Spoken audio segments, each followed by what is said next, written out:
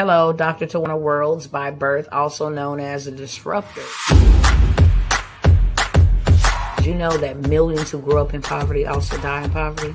Have you ever heard the saying, what good can come out of the hood? Well, I'm here to disrupt for just a minute. Yes, I was that little girl that grew up in the hood, grew up in the ghetto, single mother, absent father, eating out of the trash can just to survive. But I was also that girl that determined way back then that I was not going to become a product of my past. And now I help others do the same thing. I'm not a victim, I'm a victor. I help men and women from similar backgrounds find value in their own vote and create wealth from within.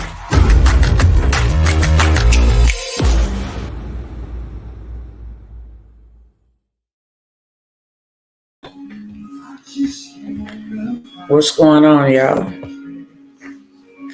Let me know who's tapping in. Y'all late. Y'all up late. Y'all is up late. Y'all ain't playing in these streets. What's going on, family? Who tapping in with me on tonight?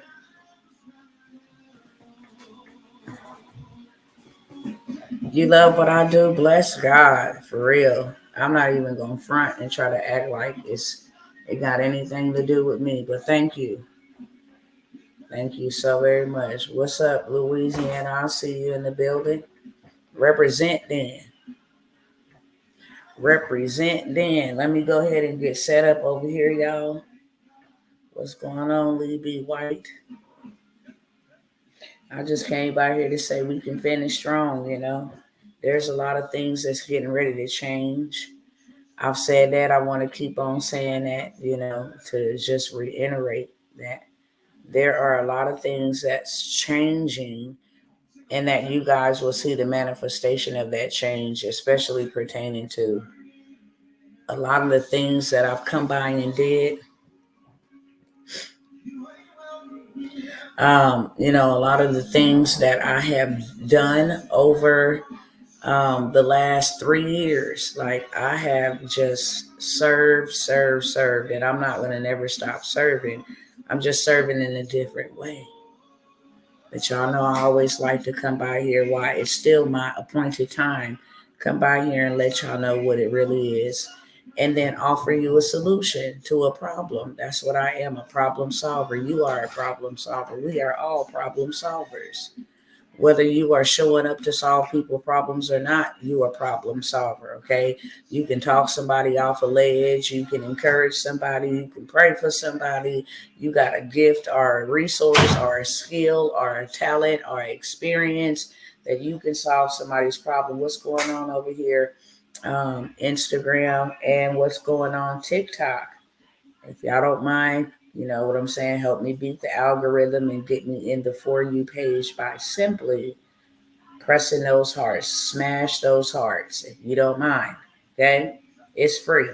I'm always showing up to give out free game. So in exchange for my free game, if you guys don't mind sharing, tagging somebody, inviting somebody, sending a DM saying, hey, you know, this woman's always giving out free game.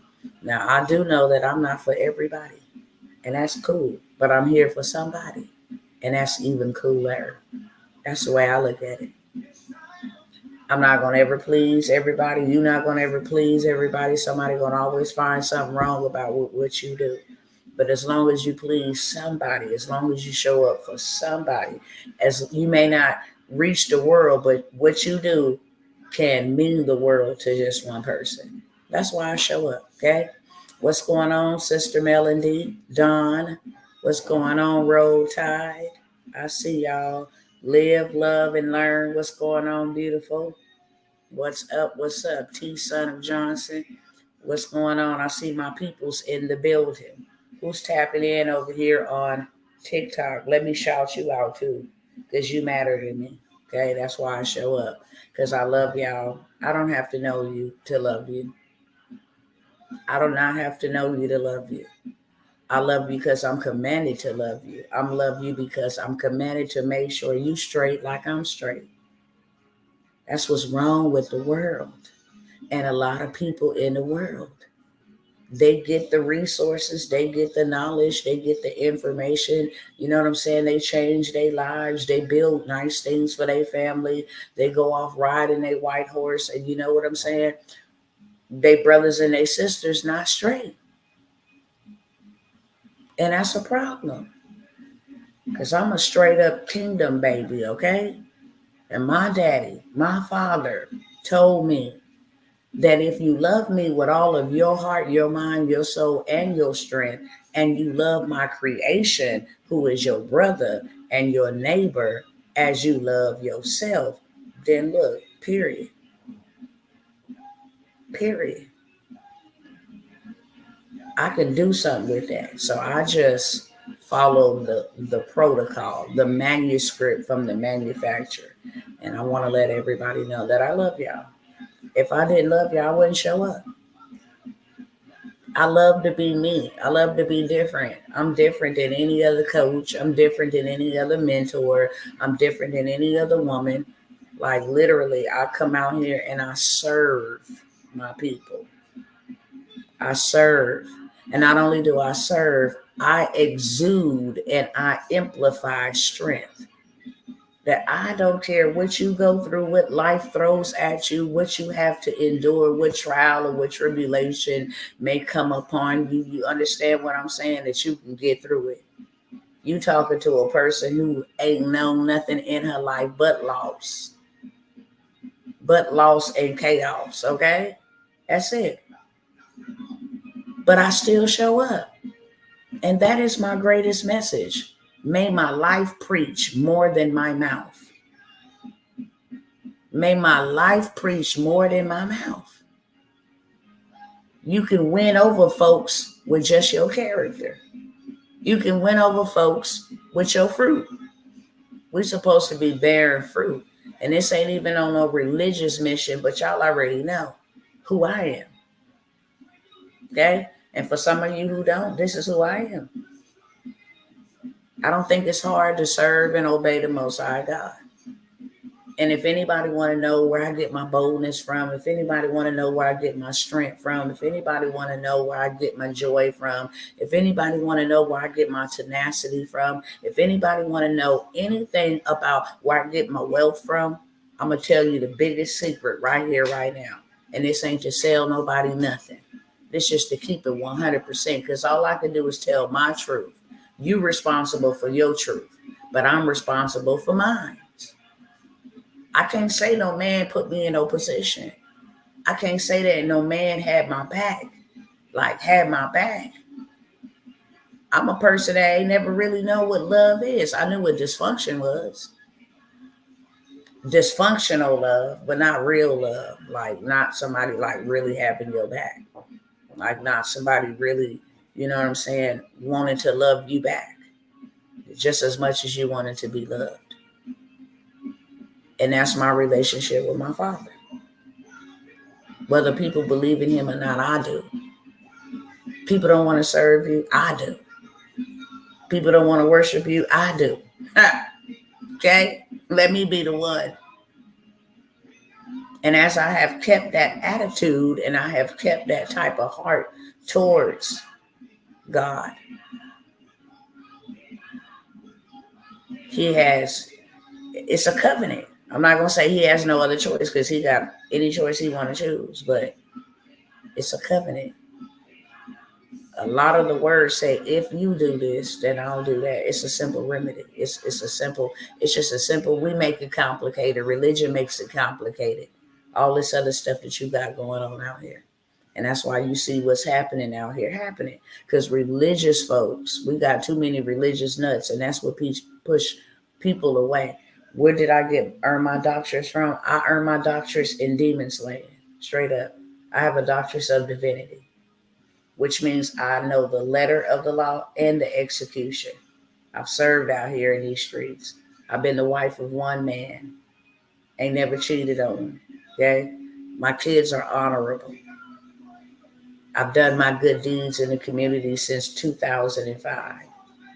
Those things that make you qualify to be a doctorate. So I have a doctorate. My doctorate is not in the medical field. My doctorate is in the spiritual field. Yeah. So not an official degree? Absolutely. I got an official degree. You don't consider a doctorate of divinity? I need you to go look that up, beloved.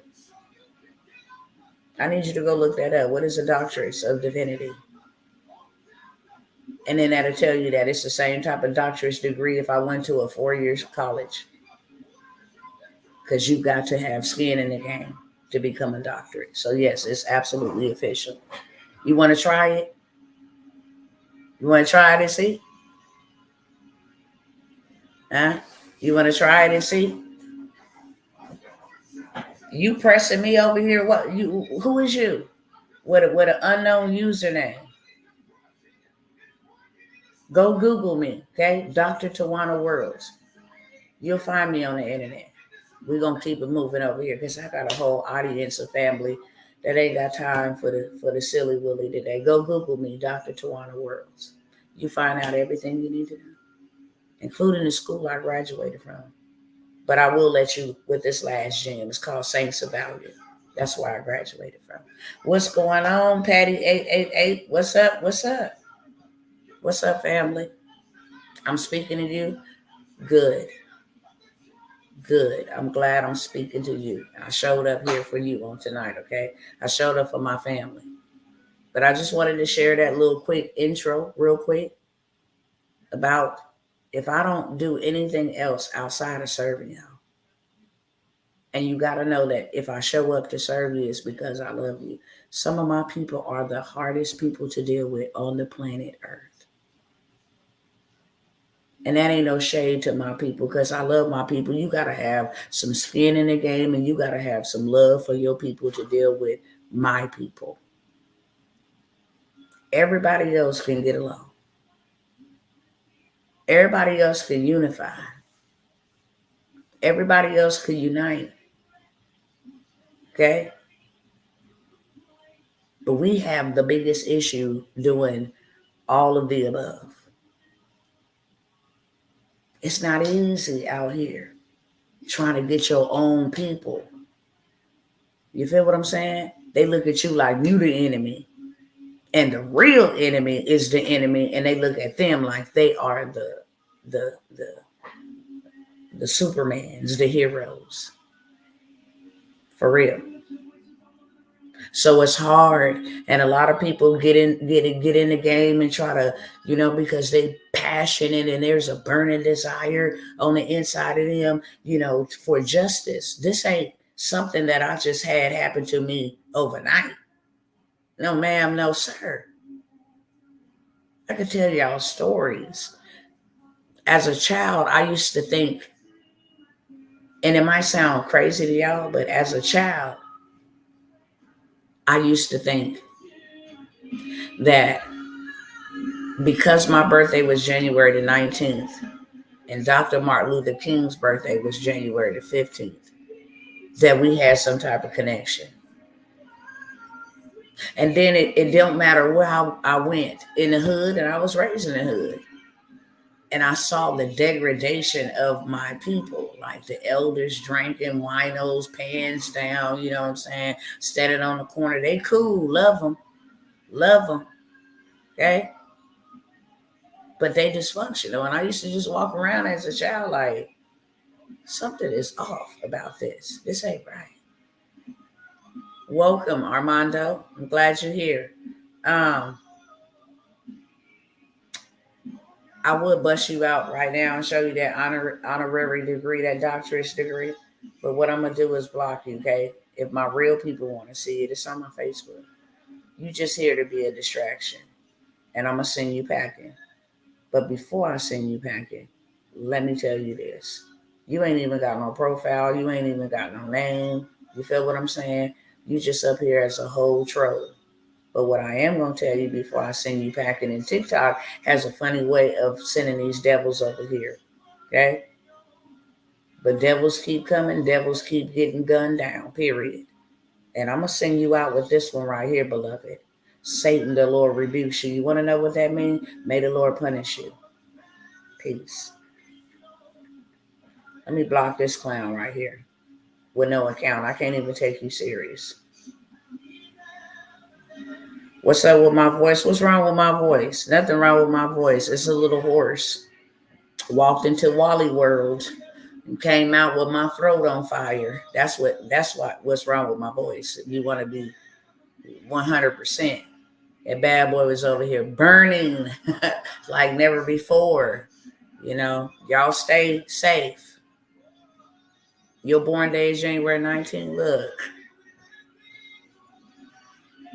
Hey.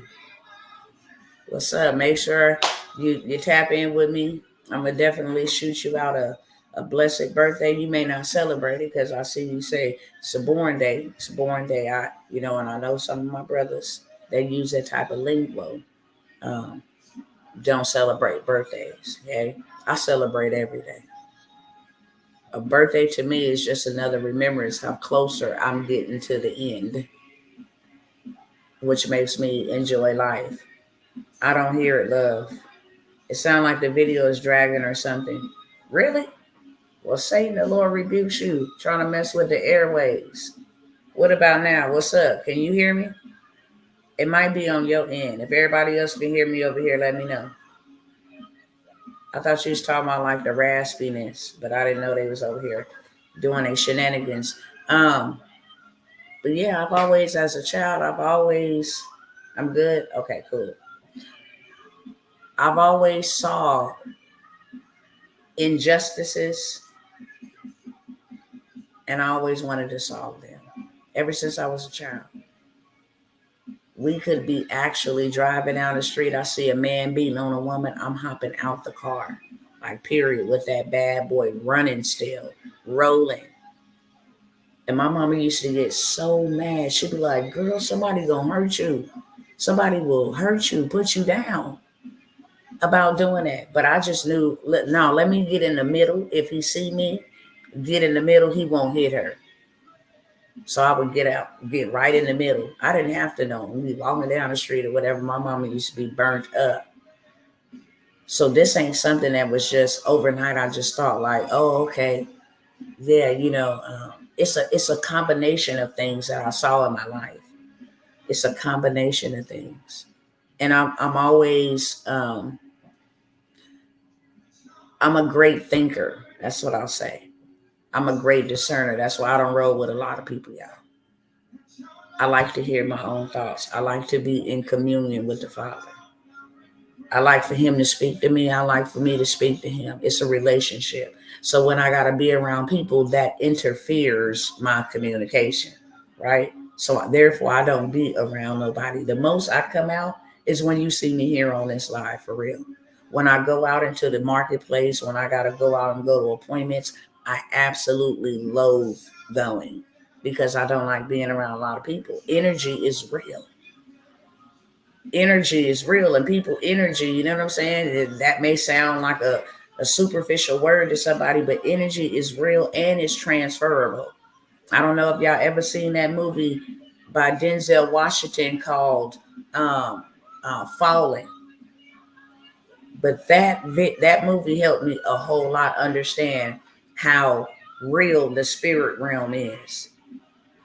And just to give y'all a real quick brief synopsis of the movie, Denzel Washington. And then there was like this murderer. Those are two characters. And this murderer got locked up. But his same crimes that he did and he was arrested for kept being committed. And it was a mystery to everybody. Like, how in the world is we got him locked up?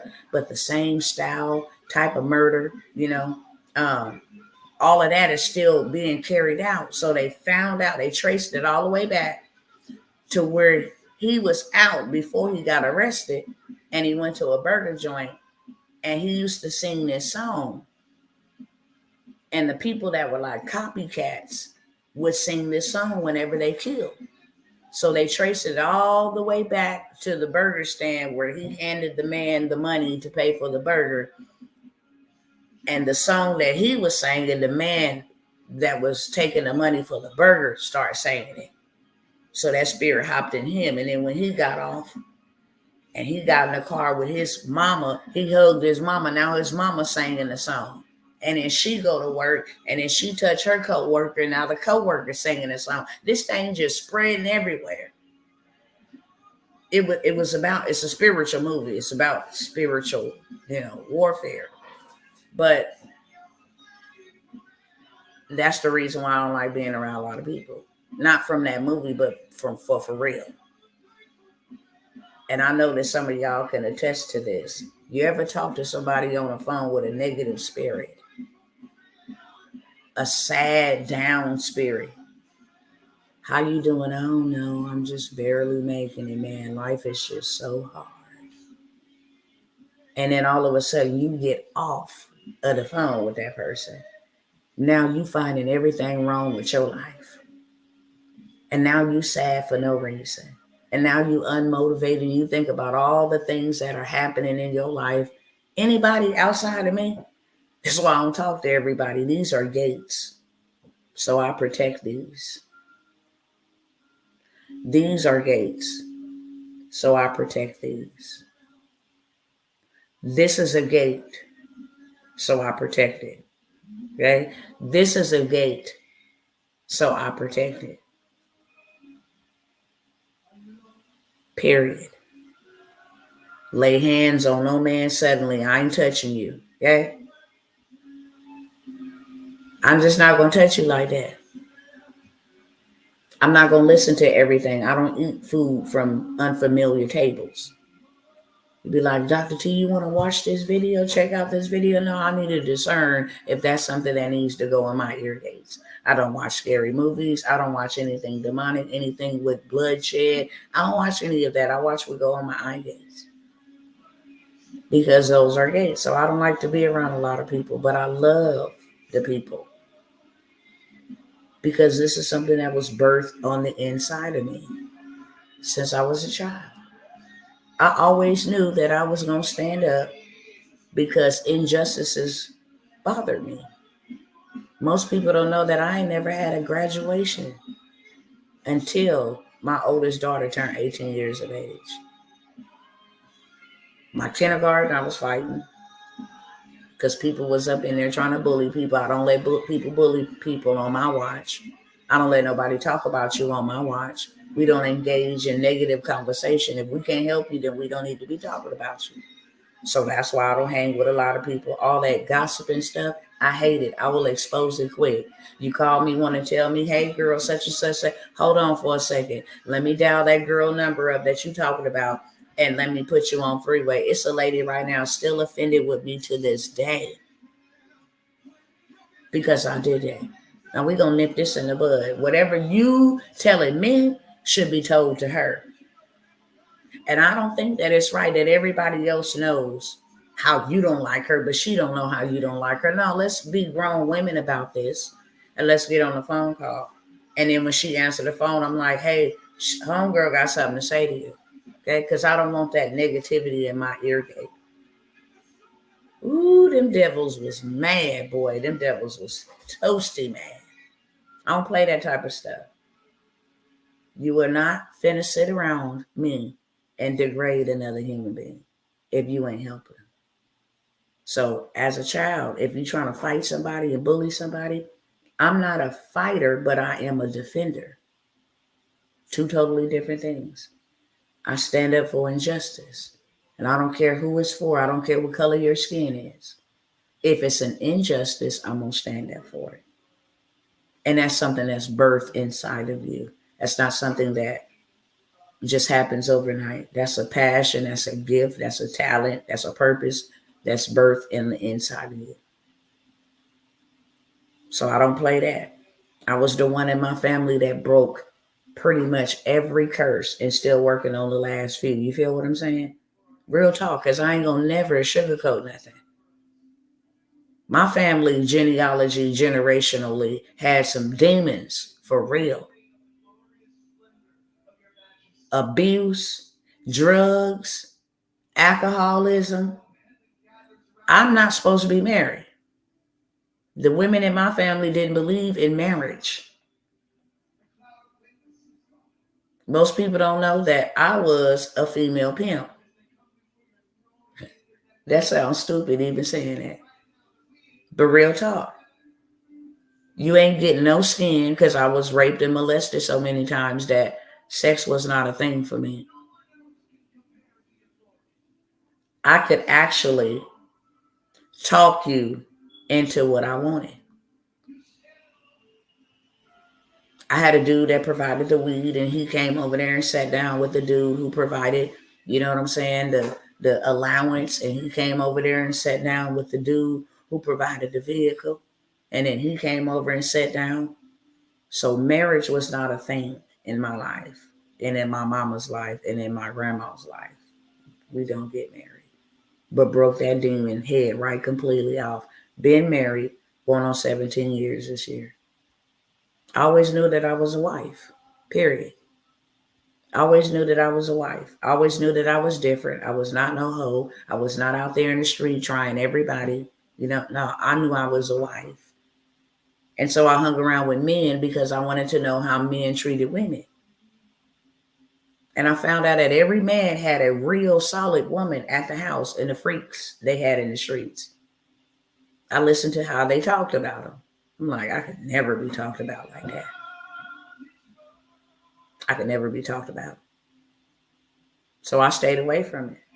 I stayed peculiar my whole life. You feel what I'm saying? Live, age restricted. Your live may contain things not suitable for younger audience and has been age restricted. Yeah, whatever. Look how they over here monitoring. All I'm doing is sharing a story. Why would you restrict the live for young people to listen? That's so stupid. Yet and still you would expose them to all manner of evil. They can get on here and do witchcraft. They can get on here and do all manner of evil. They can get on here with a half shirt on, shake their butt, and that's cool, and it go viral. They can get on this bad boy and twerk. They can get on this bad boy and fight each other. They can get on this bad boy and point guns at each other and all kind of other stuff. But when you're talking about truth, something that will actually stop them in their trap, like, yeah, I might identify with that. Because when you really don't know who you are, you just wander all around. You're just a wanderer. And that's how we end up in all of these things. Had somebody set me down as a youth, like real talk, even cared enough to set me down as a youth. Because I was going through it by my dang on self as a teenager. For real. And I was looking for some guidance. And didn't have none. The hood was hooding. Folks was on crack. Y'all know that was early when the crack era happened. Folks was on crack. They was running around like clowns. Kids was raising themselves. We just knew to be in before the lights went out. Then got to middle school. Didn't have no graduation. Why? Because in middle school is when you start learning about the Mayflower. And in middle school is when you start learning about Kunta Kinte and Roots. And they thought I was going to sit up in that classroom and watch a video like that because I wasn't exposed to that type of. My mom and them and grandma and them didn't talk about no dang on slavery. I never even knew slavery existed until I got to middle school. Because if you was a different race and treated me differently, I'll beat you up. That's the way I looked at it, is you just being disrespectful and you didn't like me and I'm okay, therefore I don't like you. But I have never been called the N-word to my face. I'm not going to say that I ain't been called the N-word because I'm sure they didn't call it to my back. But to my face, oh my God. No. Mm-mm. That is beyond the beyond. Okay? No, you don't use that type of word. Even though I know Negro derives from the scripture. You don't use that type of word. So I never heard it. And then we get to middle school and in our history class, we got to watch Roots. And for days I sat there and watched that movie just weeping. I'm like, is this real? It was so gruesome and so hard for me to comprehend all of that, and I had never been exposed to that or had any knowledge that, dang, this is what my people went through. By the third or the fourth day, I was so aggravated, I started a whole riot at my school. Real talk. And it was right before graduation. I don't know why they did that. Everybody that looked a different color got these hands. I came and plotted a whole conspiracy and had all the browns and the browns. We was too hyphy, for real, like never. This is crazy. So I got expelled for inciting a riot and missed that graduation. And then in high school, it got a little bit worse. Okay, it got a little bit worse where you had certain people feeling like they was privileged and stuff and thinking you finna talk to somebody any kind of way. I've always been that type of person. Talk to me how you want to be talked to. And that's one of the things that used to burn my mama up. I had a rebuttal for everything. And I mean, I could debate you. I should have took debate in school. Because I could debate you. And not only could I debate you, like my mouth was such a powerful weapon. I realized that at a young age. You talking about a cusser? I would cuss you all the way down to the ground and cuss you down to like dust. I would cuss you out so bad. Like this mouth was a weapon for real. And be ready to throw these hands. Like I'm not a talker, so you can't talk a lot to me.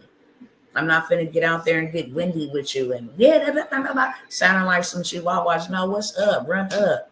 Let's throw these dogs. Straight up, I just always stood on it. So I'm sharing this to share with y'all tonight that I don't just show up and like, yeah, I got a business, which y'all like to know. I'm different than anybody else. That's just straight up facts. This ain't on me. This is in me. This is what I will lay my life down for. I ran from it for a long time. Because as you got older, and I had this unending love and unending, just this unending love for my community. And then when I got grown and growing up, 18, that's grown to me, I started seeing that it be your own kind that'll tear you down. I had my place at 17 years of age. I let everybody come live with me. Whoever didn't have a place to stay. You was not going to be homeless on my watch. But then was the people that did me the dirtiest would steal my rent money. You feel what I'm saying? Would use you, would abuse you, make my house hot, didn't care about my children being there, got my house shot up. You feel what I'm saying? Like, I started realizing like, dog, the people that you trying to help is the people that will tear your stuff down. I dealt with that for like 5 or 7 years. 5 to 7 years. Everybody and their mama, everybody from the hood was just at my house. I bought all the food. I sold dope. So I bought all the food. If we was going out, all the outfits for everybody. If you needed money to get in the club, I provided that. And it's just like, these be the same people while you sleep in a deep sleep in there, stealing your keys to your car, wrecking your car, and stealing your money, and stealing your drugs, and stealing your product. You feel what I'm saying? Like, wow. Living with the enemy right in my own home. I'm like, dang. And you love them. And so you give them chance after chance after chance after chance. And then finally, like around 6 to 7 years, it's just like, I'm going to have to let these folks go. And then I started living by myself. And then after that, I was salty about dealing with my own people, for real. I'm like, yeah, hell no. Them people is wild. They loud. They really don't want nothing. You go out there and you try to help them. They hurt you. You feel what I'm saying? Like, I'm good. I'm good. And then when I got saved and I would go into like different events and they'd be like, I still got the tapes. They had to record on them little, I forgot what they call audio recorders. You put the tape in there and you press the two buttons down and hit record. I mean, they used to record the prophecies. All my prophecies said, I see you. I see you on fire for the African community. I'll be praying all the way up until that part. Then I'll be like, I do not know who. The whole prophecy be thrown out the door at that point. As soon as they got there. And it's like, dang, can I get another prophecy? I'm trying to have a baby with my husband. I'm dealing with infertility. God, you ain't got nothing else for me? Huh? Except I'm going to be working for the African community. Man, I ain't got nothing to do with the African community. They abuse their own people. Straight up. And then I come back to another day thinking I'm finna get another word because it's another prophet. It's up in Kansas City, Missouri. When we lived there, they had a 24-hour house of prayer. So we would go and just soak. And I would go just in a wilderness experience type situation because we didn't know anybody there. So I would go there and just sit there and be in the presence. And they just come out and it's called prophetic presbytery. Start prophesying. I just see you having a passion. God's going to use you to set the African community on fire. I'm like, man, look, down somewhere now. But I couldn't get away from that word. But I fought. I'm like, no. I'm good. I don't want that jazz. And I remember when I first started getting those prophecies, like in 2009, and start feeling the tugging. But I was like, nah, I'm good. And then my son died. And right before my son died,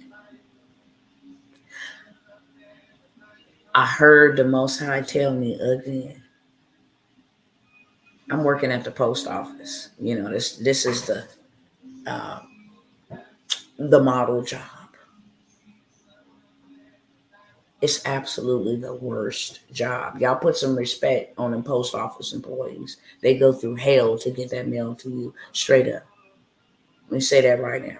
I cried every day at that job, but didn't want to leave it alone because all my family, all my in-laws, all of that, you know what I'm saying? They're like, you got a post office job. Like, that's the model job. And then I had to get on the inside and see, y'all was cricket as hell up in here. Hope y'all recording that since y'all recorded my conversations, talking about sensitive information for 18-year-olds. Hope y'all recording that. It was hell, pure hell. I cried at that job every single day. Every single day I came home bruised up. Every single day. And I heard the Most High say, leave the job. Leave the job. I'm like, no, I ain't finna leave this job. Leave the job and teach my people. Never. You talking about teach your people? Never. How I'm gonna get my bills paid? Teaching your people. They won't even come together for themselves. You feel what I'm saying? Like, they won't come together and help themselves out. You want me to leave my job, making $21 an hour? I thought that was something, and it really wasn't. That's changed now. You want me to leave my job and go teach your people? I'm good. I'm real good. I'm working at a bomb job. Guess what happened? I hurt my back. Not even days later, I hurt my back where I couldn't even carry the mail. I was crawling around the house. So I had to get TENS treatment. I had to go to therapy. I had to do all of this, which made me go on workman's comp. Now,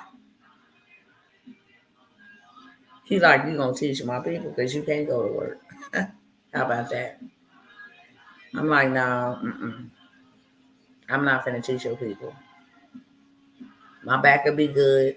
My back was out for almost 6 months from picking up them trays the wrong way, and it tore my ligaments in my back. That junk was crazy. For 6 months, I was out. I had to get on workman's comp, and the government didn't pay me not one red penny for the 6 months. They didn't pay me a dime. They kept saying, we're doing research to see what your pay is for workman's comp in the same area that another rural carrier would be making, what the pay would be. It took them 6 months. 6 months. I called everybody. I called the Department of Labor. I called everybody. I called my union worker. I called everybody. I got all the way up to the highest of the highest, right? Check this out.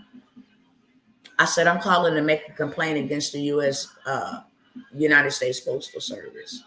Here's my ID number. Here's my office number. This is where I'm at.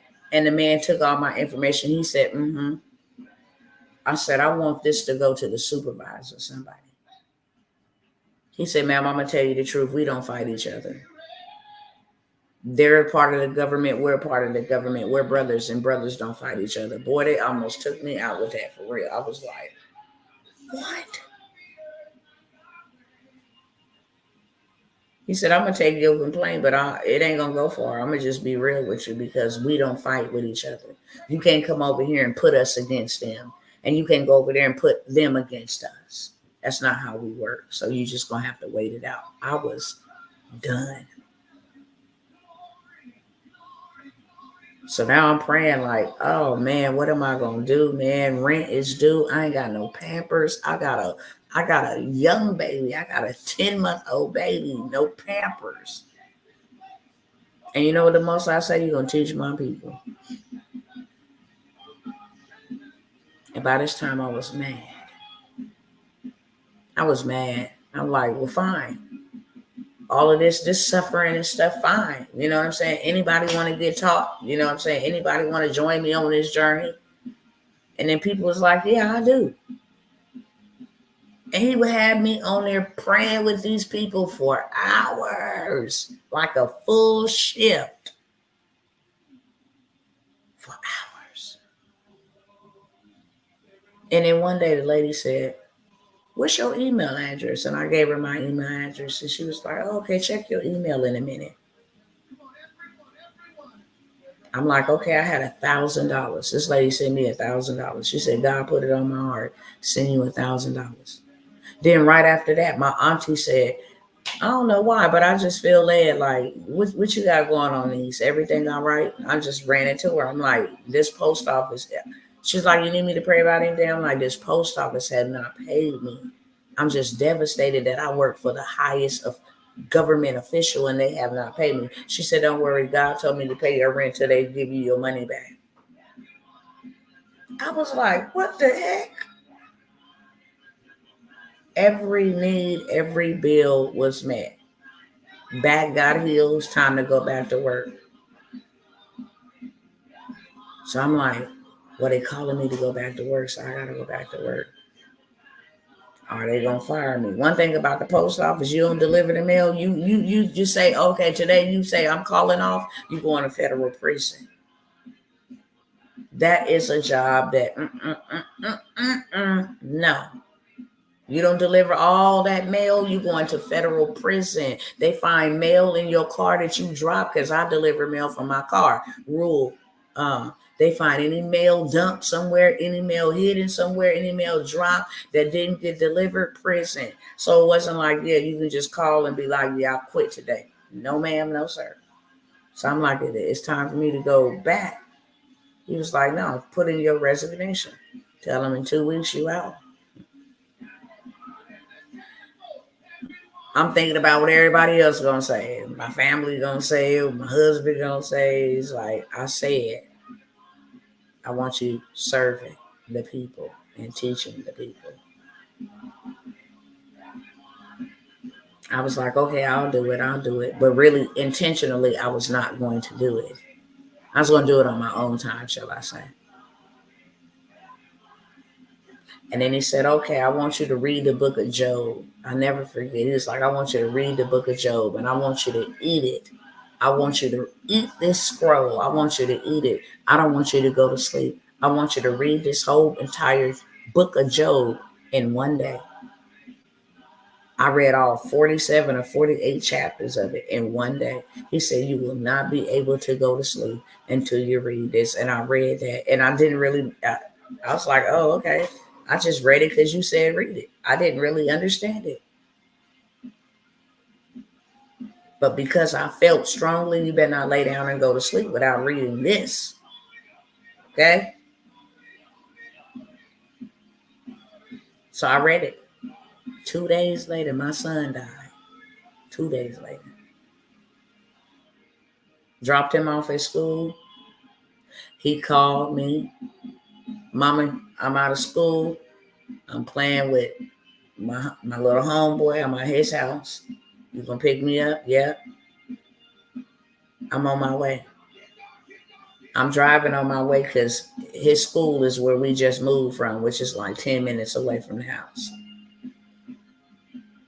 I'm on my way to my son and he dying.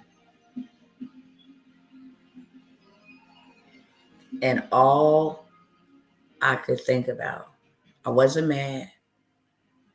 I wasn't like, God, you could have did this and blah, blah, blah. I was devastated. I really was. I was shocked. I was devastated. And I told God, I said, most people would be so mad at you right now. And most people would just walk away, but I'm not going to walk away because I need you more than I need anything. I don't even know how to live like this. I don't know how to put one foot in front of the other. I've never experienced such a level of trauma. So I need you to help me. And you know, the first thing I heard, you're going to teach my people. You're going to teach my people. And I'm like, yeah, I will. What you want me to teach him? He said, first educate yourself. I had to educate myself about the big farming industry, pharmaceuticals. I had to teach myself about all of that because that's what took my kid out.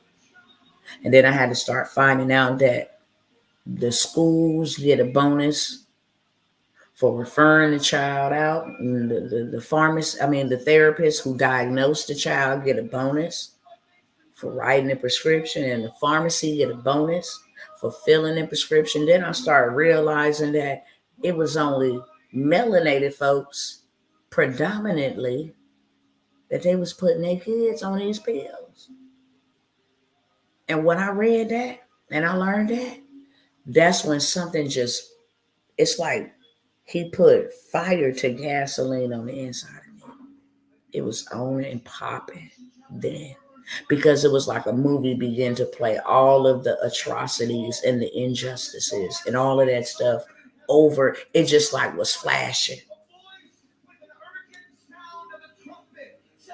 And then I was ready to go. He had to let pain hurt me so bad because nothing else would have pushed me and gave him a yes the way that he wanted a yes for his people. So fighting for your people is not easy. I had to feel that level of pain in order to understand that fighting for your people ain't gonna never be easy.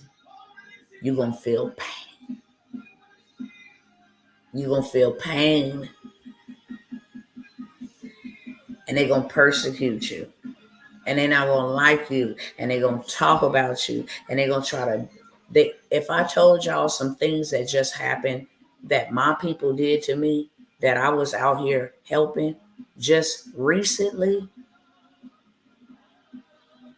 We had a person, we go to to a particular platform, We like, yeah, we got a transportation company, you know what I'm saying?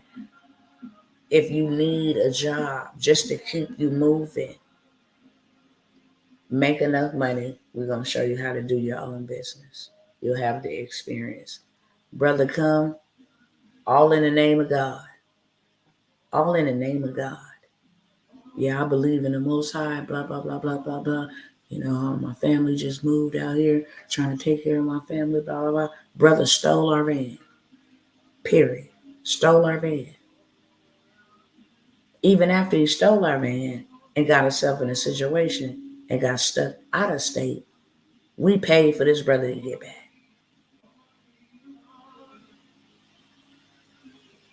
and gave him another chance. Only for him to abandon that thing again. I'm like, dang. Then had a sister come and like, yeah, I ain't gonna call it no enemy, okay? I ain't gonna call their names. I'm just gonna tell y'all a couple of things.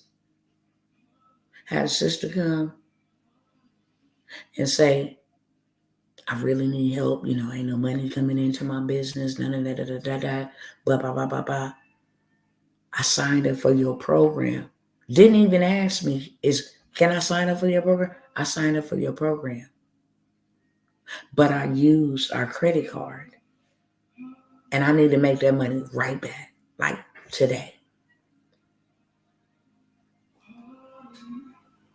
So now my life is disrupted trying to help you because your husband didn't know that you made that transaction at the end of the day. So I build her stuff out. I'm helping her build her stuff out. We're going to implement this. We're going to do this.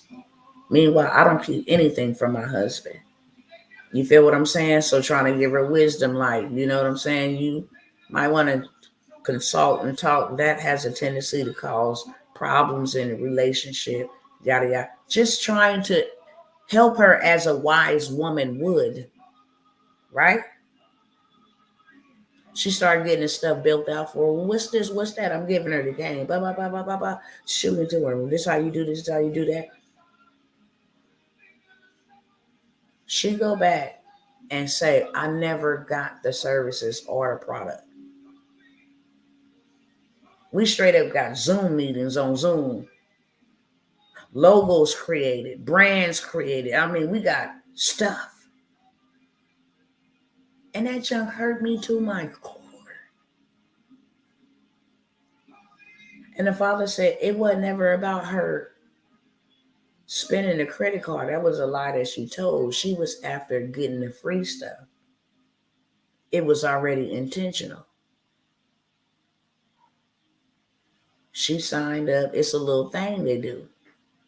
Run around, sign up for these programs, and then do a refund or a chargeback because you can do it on the credit card, right? So I'm like, really? Showing up. I'm like, why would you do something like that to me? Knowing you got your information. Knowing that I gave you, I mean, like I disrupted my life to give you time to build these things out for you. Like, you got to at least give me some type of explanation. Like, why you do a sister like that? Somebody that's out here trying to legitimately help you. And then told her, look, I'm going to fight this, right? I'm going to present evidence and all of that.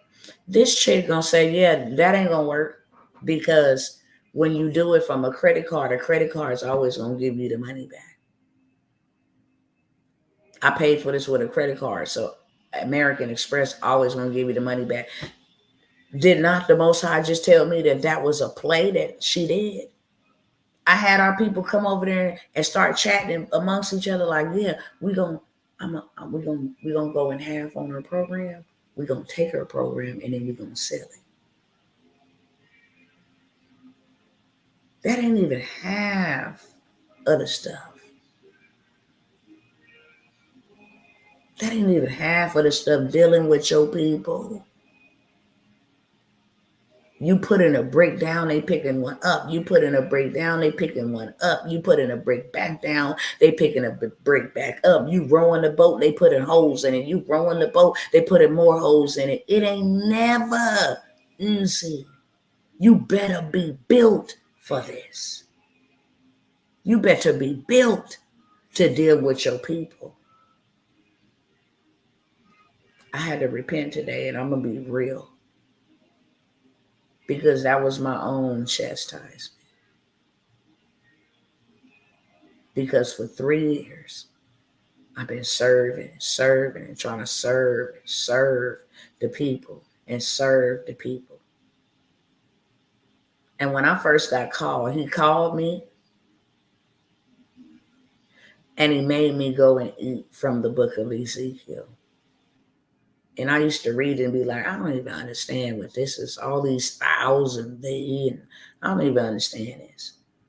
And every time I got up every morning and say, okay, where do you want me to read? It will always be in Ezekiel. I'm like, man, I don't know if I'm hearing from the Spirit or not, because I keep going to the book of Ezekiel, where I have called you since your mother's womb, and I am sending you to a disobedient and a rebellious nation. I'm not sending you to no stranger, Tawana. I'm sending you to a rebellious nation. They don't listen to me, so they ain't gonna listen to you, but they gonna know that a prophet was in their midst, because I sent you in their midst. I'm like, what? And then he had to lay on his side and demonstrate, and pray, make penitentiary for the sins of Israel for this amount of days. That was the equivalent of each year. And then he had to go turn on his left side, and then he had to eat his food with dookie. I'm like, what does this mean? Why am I reading this? Why every time I seek you and go to your word, you sending me back over here to this? But then I began to understand, because when I served and served and served, and I finally gave him a yes after my son passed away, and I finally gave him a yes, and I started getting in these streets and trying to help our people. I was like, bruh. And after doing that for so long, because you have a time for an assignment, everything has an expiration date. The Father would say, leave them alone. They don't want help. They don't want it. He said, do you know that my people was the only people that I could not deliver their mind? And that's why they wandered in the wilderness and never entered their promised land, because they would not allow me to change their minds. I did everything for them. I delivered them with my strong hand. I drowned all their enemies. I fed them manna from heaven. When they start complaining about that, I'm giving them my commandments, and they down there making golden calves and worshiping other staffs and talking about this is who brought them out of Egypt, man. They didn't slap me in my face up and down when they start complaining and murmuring that manna wasn't enough. I overfed them with quail, and that wasn't enough, right? You got to drink water out of a faucet. They got to drink water out of a rock. And I could not change their mind. That's why they wandered in the wilderness. Leave them alone. I'm like, no, please, God. Here I am over here like Moses.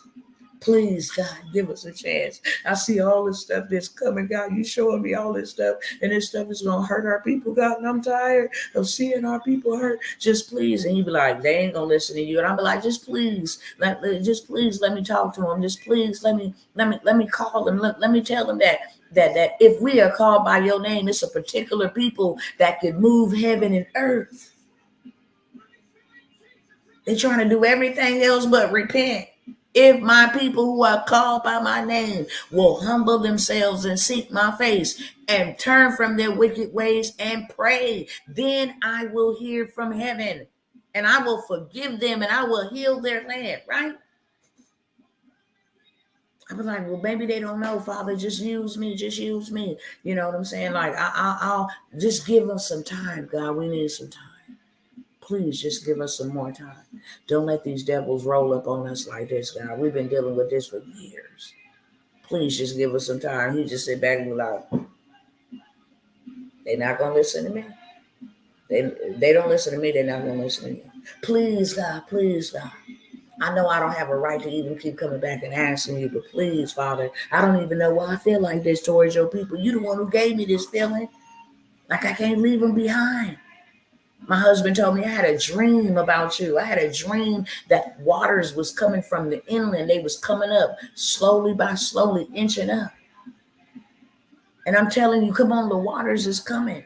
And you still sitting there trying to help the people, and they just stuck. They just drunk. They just stuck right there. And you trying to tell them, run, run, the water's coming. Run, run, the water's coming.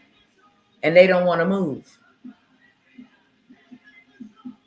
He said, I had to come back. He said, I started having to run because we waited too late. I had to go back and snatch you so you wouldn't be overtaken by the wave because you didn't want to leave them people behind. Not trying to, not understanding what the Most High was trying to tell me. Leave him alone. It's a task that only the Most High can fulfill. At this point, you help those that are assigned to you. You help those that I have knitly joined you with. You can't help them all. And that junk made me so sad. Because I love my people. I love y'all. And I got my own self in trouble. Because when he said let go, I would not. And he had to get me, you're not God. You're not God. You can't save them. A lot of them don't even want to be saved. I'm just so sad about it. I'm sad about it, y'all. Especially knowing all of this stuff is going to come up on the people. It's a lot of bad, evil things happening behind our backs. And this stuff is going to hurt.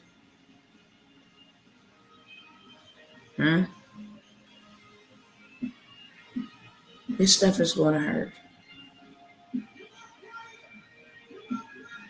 And it's going to hurt my people. And that's why I held on for so long. But he allowed me to hold on till it hurt. Almost cut my hands off. Real talk.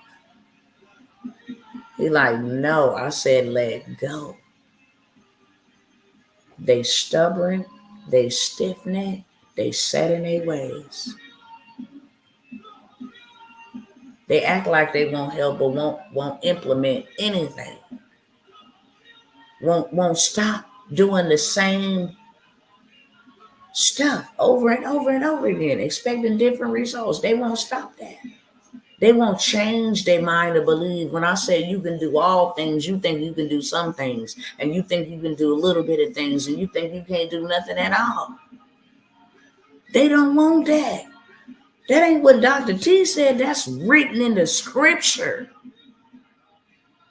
He gave them a way of life to live, and they didn't want that. They wanted everything opposite of what he told them. If you hearken and do all that I command you this day, then shall you be blessed when you come in and blessed when you go out. Then shall your barns and your baskets overflow. Then shall the fruit of your ground be blessed. Then shall the fruit of your womb be blessed. Then shall you do this and do that. If prerequisite.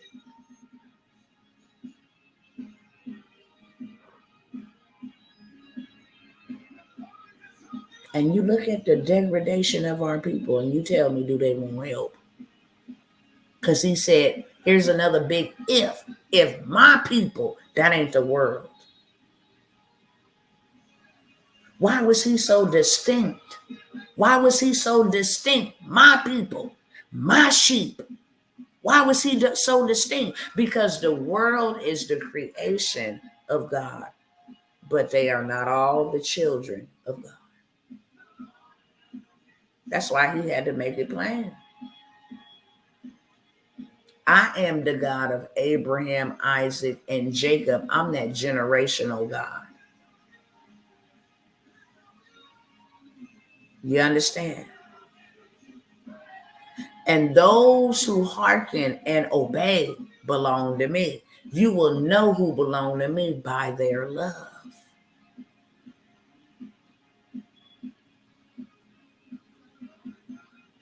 Those who are in me no longer continue in sin, especially willfully. That don't mean you ain't gonna miss the mark, but you don't continue in it willfully. Those who belong to me are doers of the word and not hearers only.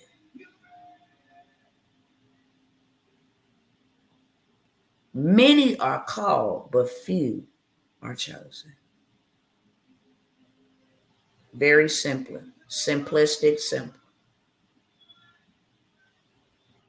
right?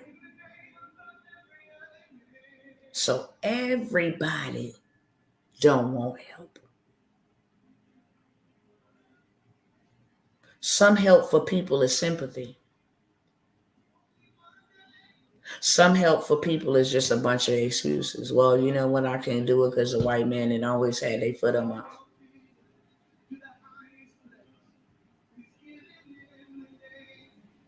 That's the one that burns me up the worst.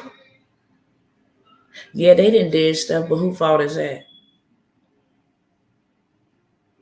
Because ain't no way in the hell. That's why he didn't let me be born in that dispensation of time. Ain't no way in the hell. 12 of y'all gonna overtake and overthrow and got us out there picking cottons. Got hundreds of us out there picking cottons. And it's only 12 of y'all. I would have incited a riot.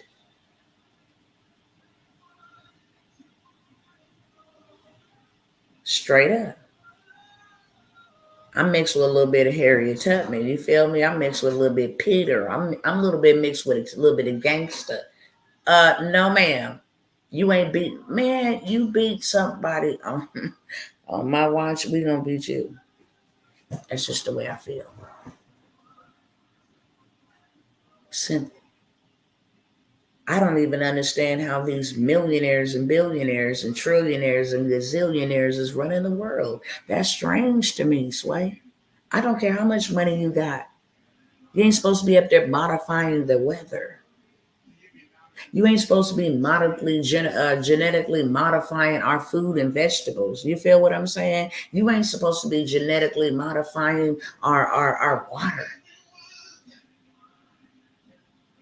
You ain't supposed to be messing with that. And we just sit back and let it happen. It's our tax dollars that fund cricket polices. Do we really want help? No, it's our tax dollars that fund the big old abortion centers in our neighborhood. You can never go to your upscale neighborhood and find an abortion clinic in your city. It's always going to be in the hood. And you know what? It's a whole bunch of bloodshed. We don't want no dang on help. We just got through paying Santa. We just got through paying Santa, being stupid. I'm gonna keep on saying that. You wanna know why I say we don't want to know why I say I'm gonna keep on saying that? Because that thing grieved the Most High. This season was different. He said, Tawana, you see that? They know exactly what's coming because they so woke. I done made the lying news media tell them the plans that they have coming for them. And they still went out there and used their resources that I gave them the ability, the strength, the mind, the gift, all of that. They still participating in the beast system, therefore they want to be a part of it. Let them people alone. That's why I said there's a lot of things that's changing.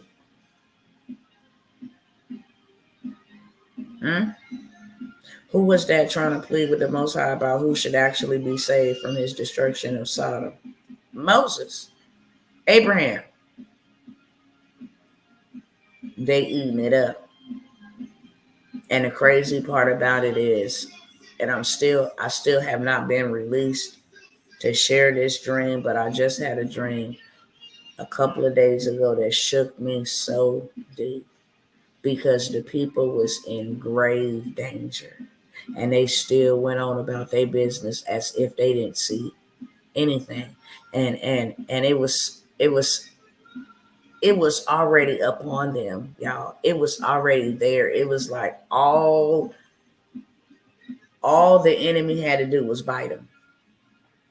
And I will tell y'all when he releases me to tell y'all about this dream. I will not sit on this dream.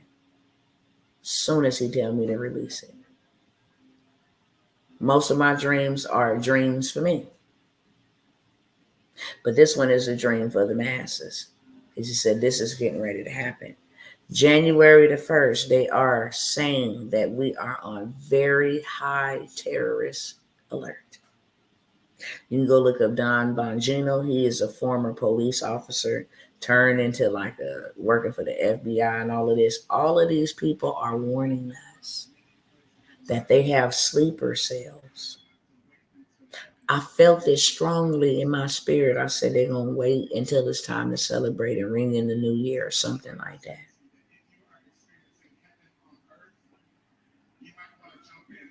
And then they're going to make an attack. The United States just took out the head man in Iran. There is a retaliation coming.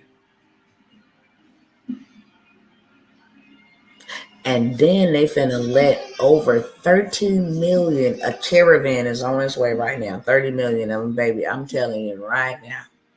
Your girl been thinking about going back to the house. You feel what I'm saying? Father, you said that you will lead us back home. I think that now is that time. And I'm not talking about because I ain't ready for war, because baby, I'm born for this. I will lay my life down for this.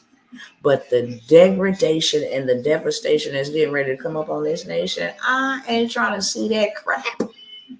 Never. Headman in Iran, y'all gotta go look it up. 2 days ago. And they knew they messed up. They knew they messed up when they did that. And they know. That's why y'all better go check out Obama's movie that just did big numbers on Netflix. Leave the World Behind. It's about an attack. Life never being the same again. And in this movie, you got Iran, you got China, and you got Russia. So the people on the West Coast start getting all these notes that say death to America and Russia. And then the people in New York. And this attack is supposed to happen in New York, by the way. It's a nuclear. I'm like, they telling you stories.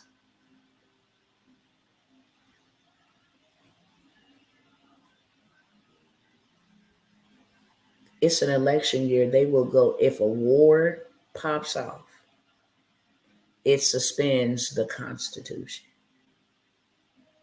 If there is any type of state of emergency, if there is any type of national security threat, if there is any type of pandemic,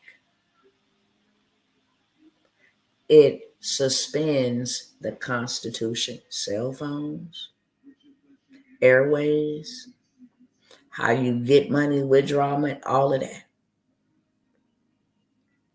All of that.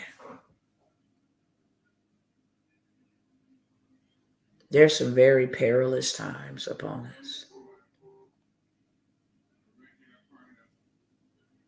I'm not saying that by what the news say, because I only go over there to confirm what God said first. He told me in his word, I will not leave you ignorant of Satan's devices. Some people call that woke, but that's really your spirit telling you of the danger that is prevalent. And that's why you don't have time. And we just think that we can do whatever.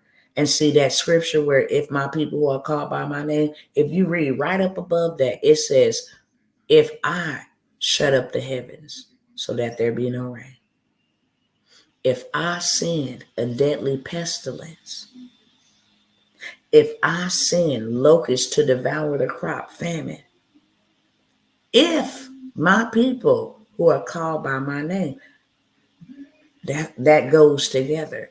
When you see that I have sent a disease or a pestilence, or I sent famine, or I sent disaster, when my people see that, that's a key indicator. Cry out to me,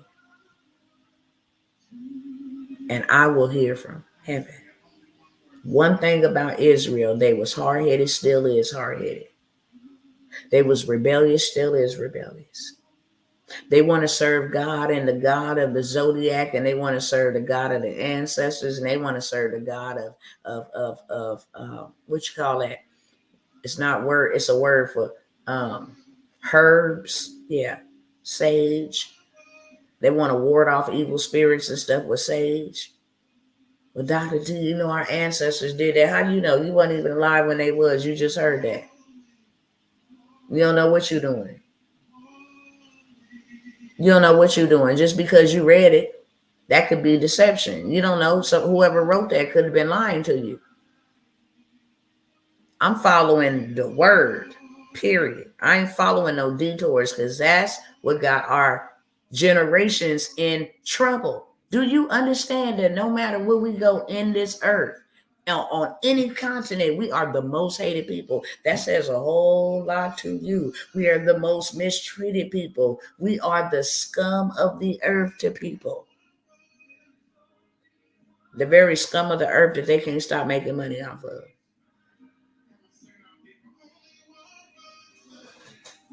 But be mistreated, will be beaten, spit on, locked up in prison, raped, kids burned, kids tortured, kids murdered. They don't give a crap about us. They don't give a crap about us. And we still in a system. I don't know. I learned a lot of things in the street. If you didn't like me, baby, I wasn't finna be up in your face hee and a ha ha with you. I'm watching you. It's like you watching me. Because you don't like me. You got some type of ulterior motive against me. And you don't like me. I'm not going to be skinning and grinning in your face, beloved.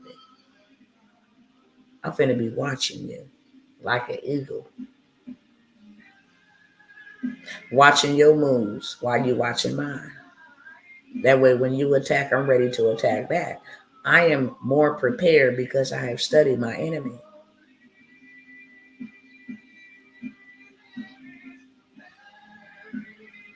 These people are plotting on attacking us, and you don't even see.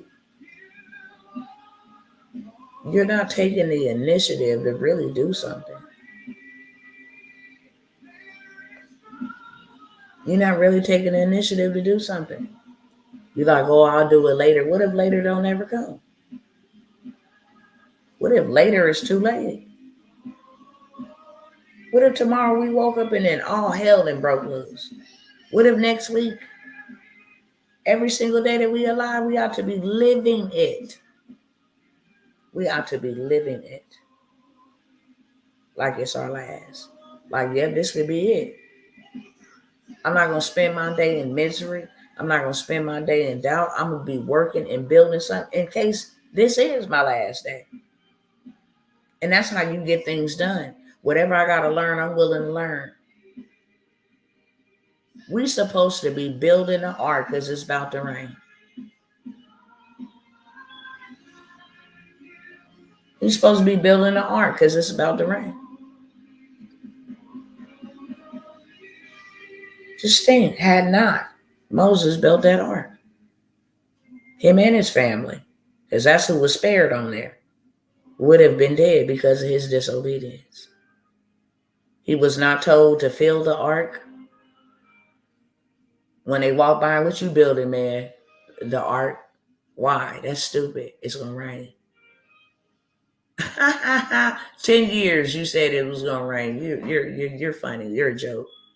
I'm gonna just keep on building. My problem ain't to get you to convince you that you need to be in the ark. You understand? But I'm gonna keep on building. As 30 years go by, he's still building his mother. It took time to build that strategically, and God waited on him to get finished. As long as he was building, we asking God for time. For time for what? For you to keep wasting it. For time for what? For you to keep exchanging your time for the time that I need you on your post. Is that what you want more time for? So you can keep lollygagging? You want more time so that you can keep doing nothing? And the people that I entrusted into your care is going to be in trouble because you failed to prepare. You failed to believe in yourself. You failed to take action. You failed. You want more time for that? Never. I'm not going to give you no more time for that. I'm eliminating folks that are time thieves. They're time wasters. We don't know how much time we've been allotted in this life. Some only 15 years. Look at my son. Some only 21 years. Look at my other son. Some little children. Some elders. But everybody got a different date. Everybody got a different date. And that's why you ought to be treating your days as if they were your last, because you never know. Let me make sure my family is straight, because it ain't nobody else's responsibility to make sure my family is straight. By any means necessary. You would never catch me up at no 11:43 at no nighttime. You would never. But I got to get comfortable being uncomfortable, because uncomfortability is coming up on us. I was telling my son, no, you need to slow down on how you eat, because you might have to go a day or two or something like that where you can't. There's critical times coming up on us. My desire is that you get somewhere in your chamber, in your house, and you got something built that will prevent you from being out in these streets. I'm not in y'all way. I ain't got nothing to do with y'all government. It don't affect me, because what I built will sustain me. Y'all need to be getting resources right now. Y'all don't need to be trying to figure out where you're going to get resources. If the Most High didn't love us, he wouldn't send us help, period. We asked the Most High for help, and then when he sent us help, we'd be like, oh, okay, wait a minute. We're going to put that on hold, or yeah, I ain't got time for that. It don't look the way that I want it to look. You feel what I'm saying? And he knows all things, the beginning from the ending. He is the Alpha and the Omega. And you don't know what you're talking about. You don't know what's coming down. He only gave you a glimpse. He only gave you a glimpse. Why do you think he warned us? Y'all talk back to me real quick. Why do you think the Most High opened up our eyes when we were blind? I don't care how bomb, how good you think you are. We were blind. We had no insight to how evil this world is until he decided to lift up the veil and say, see, look, I want you to follow this. And then giving us clues. And then giving us clues. And then giving us confirmations. And then giving us revelations. And he's like, wow. Real talk. Why do you think the Most High told us the things that are coming and the things that are happening? Why do you think he revealed it to us? Somebody talk back to me now.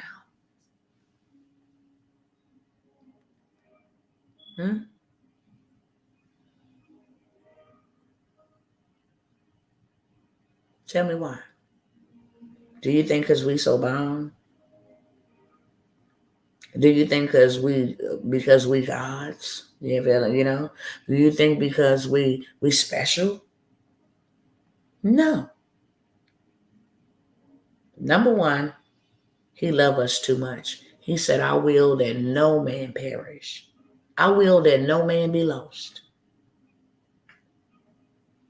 but that all men shall be saved. That's number one. But number two, he is warning us so that we can prepare.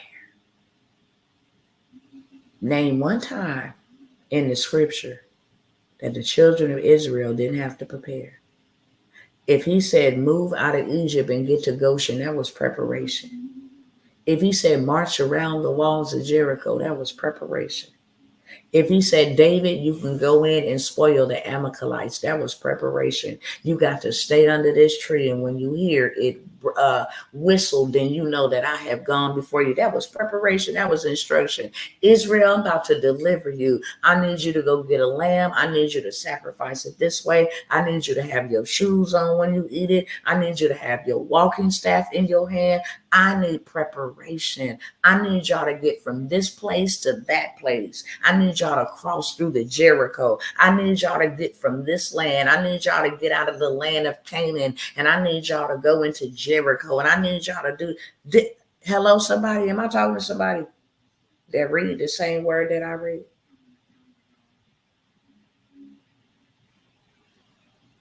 Hmm? Did he not always tell them 7 years of famine is coming? 5 years of famine is coming. Drought is coming. Did he not always use his people in the middle of a famine to bless them? Baby Isaac got a harvest in the same year that he planted when there was no rain. Make that make sense? You want to know why? Because people think that's magical. That ain't magical. Ain't nothing about God magical. God show work in mysterious ways. Mysterious? What the hell you just said?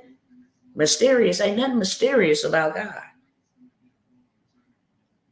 He told Abraham, when Abraham was going through a famine, go dig and build some wells and cover them up. And cover them up. Go dig some wells and cover them up. So he did that. And he was able to like feed, get his crops and all of that stuff and his cattle and stuff to drink and to grow. Then he said, cover them up. Just imagine had he not covered them up, then Isaac would not have had any water to water his seed to get 100-fold in a drought. Everybody else is thirsty. Everybody else is hungry. But here you got Isaac planting, but ain't nobody else got no harvest coming in. And he gets 100-fold return. Oh, let's talk about Joseph. Joseph, there is coming a famine. Here's the game plan, Joseph. I need you to go buy up all the wheat in Egypt. And I need you to fill the barns with it. Just imagine if Joseph would said, man, I ain't got no money for no wheat, rent's due. You feel me? I got to pay for the cattle and stuff, God. Like, you tripping? I ain't got enough. Just imagine. Same man who went through hell because he told his family a dream. That was very true. So he tell Joseph, go buy up all the wheat. Go buy it up. This is the game plan. Then when the famine came and them people was hungry, guess who they came to?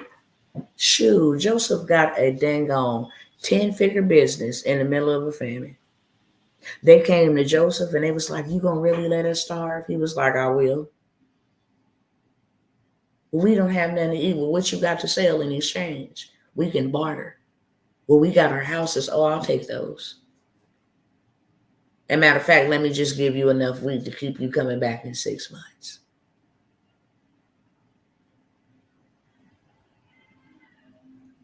So then they come back in 6 months. You gonna let us die? I guess I will. I may help you. What you got? We got our cattle. Oh, we'll take those too. Yeah. Bring all your livestock. Take those. Here goes 6 months more supply. 6 months they come back. You surely gonna let us die? I will. I'll let you starve to death. What you got? We ain't got nothing but our daughters and ourselves. Oh, I'll take y'all as men servant, maid servant. Let me tell you something. If God is the same yesterday, today, and forevermore, then why do you think that you can do something different? Well, I'm just waiting on God. Well, keep on waiting. That man that was on that boat that got all them opportunities for help and he was waiting on God, died waiting on God. Don't be dumb. God always required his people to do something. It's a relationship. How do you think that God is going to do all the work and you ain't got to do nothing? You got to be loose in the screws. For real. That's what religion do to folks. He said, I'm the same yesterday, today, and forevermore. If you want to live like Solomon lived, then give like Solomon gave. If you want to serve and lead like David did, then serve and lead like David did. It's simple. If you want to be blessed like Abraham, be willing to sacrifice like Abraham. Be willing to obey like Abraham. When God told him, get out of the land until the land that I will show you. You mean to tell me you want me to go somewhere and I don't even know where I'm going? I do. I will show you while you on your journey. And not to mention the woman with the widow woman, who got into debt. And here come the taskmasters coming to collect her children for her husband's debt, who is now deceased. And then he tells the prophet, look, I've been feeding you over here, but there's a famine coming. And I'm God, and I can provide for you over here. You know how some people be like, yeah, God's going to provide for me. You sit over there and you be where God told you not to be. He ain't providing for you. He don't provide for you outside of his will. He tells you what to do and how to do it. And if you don't do it, then you don't be provided for or protected. There's levels and rules to this thing. Just because you saved and you know him don't warrant you protection. He who abides under the shadow of the Almighty. Okay, that means that you got to stay the night. That word abide means you live there. You don't just make motel visits. Okay. So he tells the prophet, look, get up. I'm going to sustain you in Zarephath. Go on over there. And then he gets over there and he meets a woman who ain't got enough food for her and her son.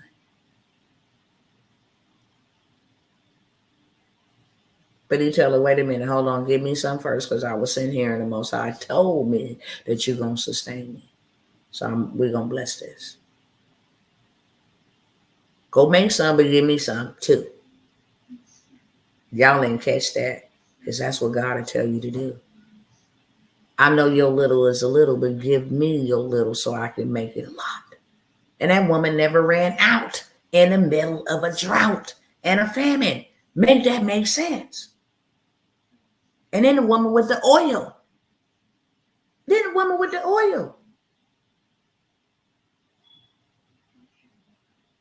You understand me? They finna come take my kids. So the prophet was like, what you got in your house? Notice that he didn't say, oh, baby, I understand you ain't got nothing. I understand. God's going to surely provide. Notice he didn't say that. He said, what you got in your house? Let me ask y'all that today. What you got in your house? What you got in your house? That's what he said. What you got in your house? She said, I ain't got nothing but a little cruiser oil. He said, well, that's a good start. Now go borrow the jars from your neighbor. Ooh, some of y'all, go borrow the jars. Go use somebody else's jars to make you money.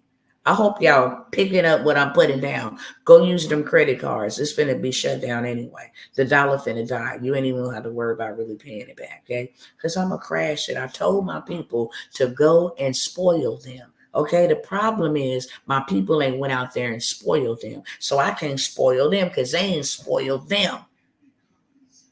My house, my kingdom, my people are lacking, but y'all continuously building up my enemy's kingdom. You give your time to my enemy. You give your money to my enemy. You sow your gifts to my enemy. Go borrow the jars from the neighbor. And she did just that. And baby became an oil business in the middle of a famine. You feel me? She never run out. Paid off all her debt and had plenty more to put in store. No, these are not mystical fairy tales. If you want to do what they did and have what they had, you must do what they did so you can have what they had. Period. Well, I'm busy working. So was Nehemiah. He was the cupbearer. His job was the most important job. It was to drink from the cup to make sure that the king did get poisoned. So you risk your life in order to save the king. So he was a cupbearer. He held the highest position and walked away from it to go build for God. Is you crazy? Huh? And God blessed him. He didn't have no money. He said, God, I don't even have no money. But I'm going. Could you provide for me along the way? He said, yeah, I will. Go to that man. Go over there and tell him you need some timber. Tell him you need some lumber and you're going to need some men to carry it with you. You understand? That's how God works. He ain't no different than what he was yesterday. He's a very simple God to serve. If you love him, you'll serve him anyway on purpose. And right now, more than ever, he needs his people. Okay? He needs his people working for him. You done worked and did all that other stuff for everybody else for a long time. And we all can witness and testify. It profited us nothing but heartache, worry, stress. We don't know how we're going to make ends meet, how we're going to keep on providing for. This stuff come with hell, period. But now the Most High is giving us an assignment. I need y'all to go and take the wealth of the wicked. If you don't go take it, you make me a liar, and that will never happen. And if you don't want it, I will give it to the heathen. That's why you see them folks over there. We can't be mad at them in Jerusalem. Why would we be mad at them? We didn't want it. So he gave it to them to make us jealous.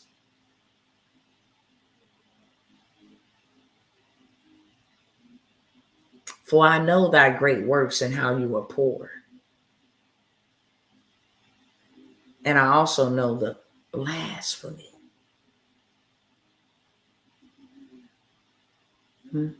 of those that say that they are, but they are not.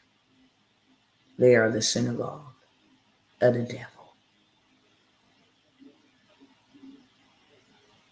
Why do you think they got what they got? Because they follow principle. Don't they follow the Bible? They believe in something else. They read the Torah and all of that. But don't they follow the biblical principles? Tell the truth, shame the devil. Don't they keep the Sabbath? Don't do no work on the Sabbath? Don't they still do their first fruits? Well, you ain't got to do all that. That's what that Roman Catholic demon told you. God's principles never change. Y'all better wake up. Where they got folks in a headlock with this deception. Straight up. He said, keep my feast days. And Satan's such a counterfeit that right during the same time that Hanukkah, the time where we remember that when there was not enough, God made more than enough for his people. That's what we're supposed to be teaching our children. The gift that keeps on giving when there wasn't enough and the lights needed to stay on, that God provided the oil to keep on burning. The Feast of Tabernacles. How we are awaiting. You understand? Atonement, how we ask you to forgive us for our shortcomings, for the things that we did not do throughout this whole year. And we ask that you give us grace to live another one and get it right. See, those the days that Passover, that you remember that on this night I slew your enemies and I let you go free. This is what we're supposed to be keeping. He said, teach this to your generations forever. Don't they honor those days?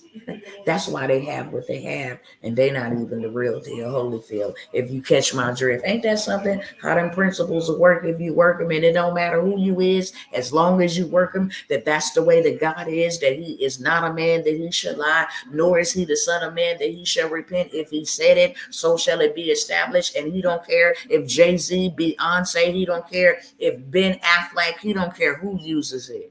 If you work it, it'll work for you.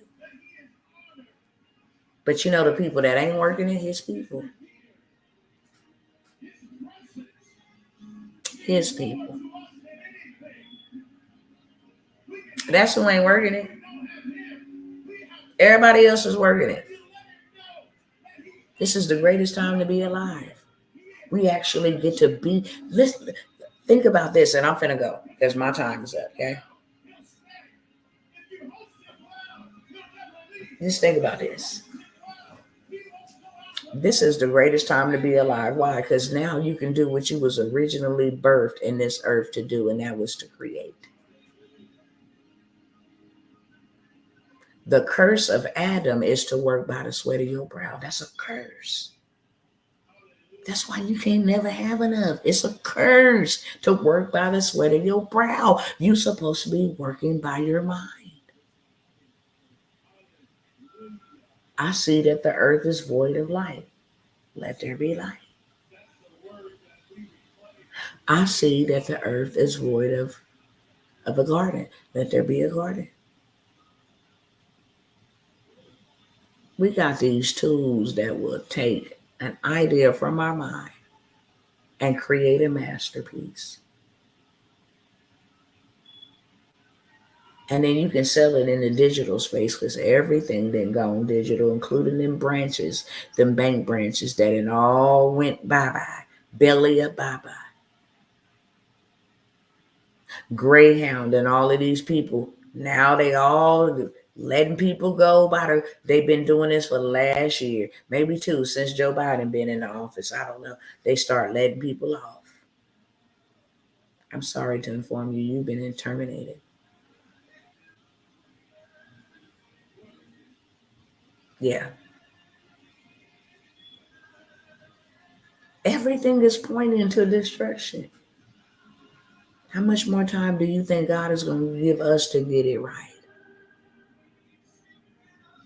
When you cannot go into them workplaces.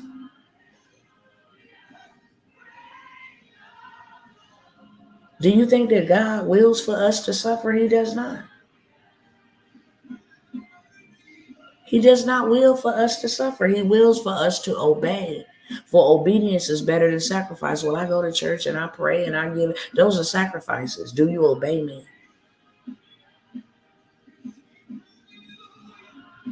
I'm glad you give.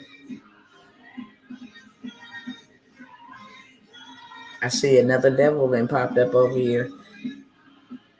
Another devil then popped up. That's how you know when you hitting stuff.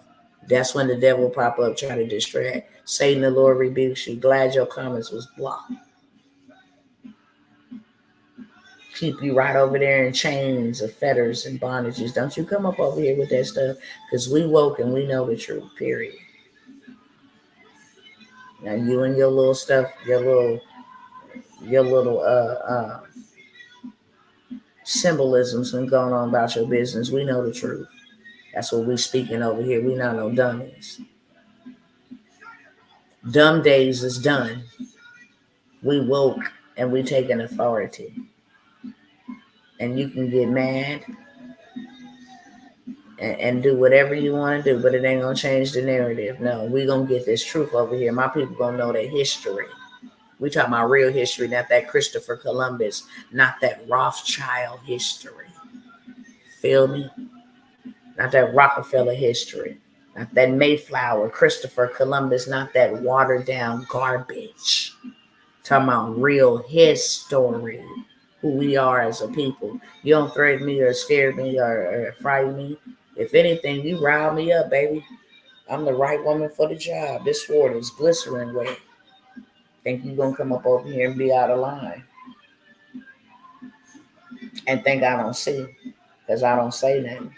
But yeah, I seen you when you came in the room with your flags. I'm about to get off of here, y'all. We're supposed to be creative. I don't care how you feel, what you feel about it. I'm going to just tell you right now. I'm only doing what the Most High say do. I'm not doing nothing else. He got me sitting up learning tech, and I absolutely hate tech. I absolutely hate it. I never in my life would have thought that he would have had me doing tech, but he said, no. See, what's going to happen is Those jobs are going to be replaced by people who know how to do tech. And you know what's going to happen? It's a lot of my people barely can read. They barely can spell. They used to being on the production line. They used to being slaves. They used to receiving slave wages. They don't want to learn about anything over here because it's intimidating. And them are going to be the people. Them going to be the people with them dang on, what you call them? Social monitoring credit scoring system. They're gonna be the people with their money. Yeah, y'all look. I gotta try to stay calm because it's late. I never forget the video that I came by here and I shared with y'all. And if you've been following me for a while, you remember this video because it wasn't that long ago. That's my cue that it's time to get off here. I'm sleeping. But it was maybe 2 months ago. I shared that video where that man said, "Yeah, this central digital banking currency will change, will control food stamps and Medicare and couponers." Who was on here when I played that video? I played it over and over again for a cool minute. Who remember that video? When that man told us blatantly who this was going to affect, this CBDC was going to affect. And then they trying to push you out of your homes and out of the country and all of that stuff with these high prices so that they can put you on into them, cities. In 15-minute time limit cities. This is all done strategically. So what the Most High did was took somebody who didn't actually paid, sacrifice with their life to learn this. And because I can trust you to go back and take it to my children. That's what they call them. Thank you, sister. You in the vein. That I didn't send you amongst my people to help them and to tell them what I'm telling them. That I need them learning this. That I'm giving them the opportunity to dominate the media space again. That I'm giving them the opportunity to dominate education again. That I'm giving them the opportunity to dominate in the family life again. During the gold rush in California, the miners went out there and found that gold. They told everybody. They told everybody, come move here. It's a gold rush here. Life will be better for you. Life will be great for you. Come on over here. This is where the gold is at. Now, let me ask y'all a question and then I'm going to get out of here.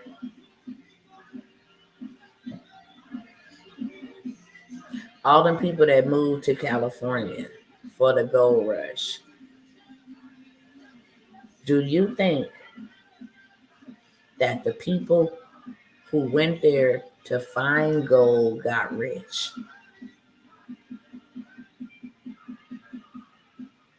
Because a lot of people moved there and didn't find a lick of gold.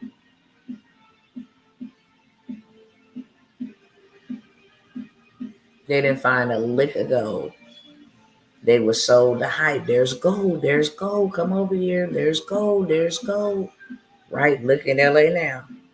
There's gold. We found gold. So people was packing up their family. Boy, that's why they call it a gold rush. And folks was rushing. Let me get over there and give me some gold. And then got over there and didn't even find them none. By the time all them people tried to move and come over there after the first pioneers found the gold, didn't get no gold. But the pioneers who got there first, they got the gold, and guess what else they got? They got rich. Why did they get rich? Because the people that was coming over there for the gold rush to buy to find the gold needed a tool. And you know what they came up with? They was like, look, we will get richer selling them the shovel to go find the gold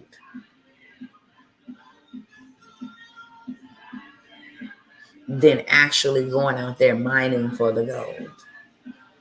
We didn't already mine for the gold. We got here first. So now, since we got here first, we can sell the people who coming the shovels.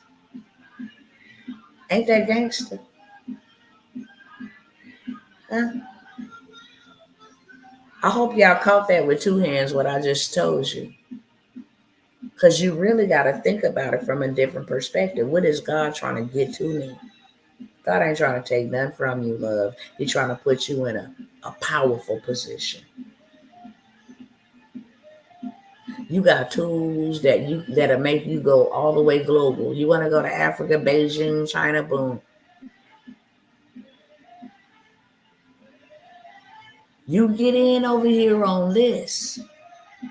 Now you can turn around because you know it and get rich because you got there first.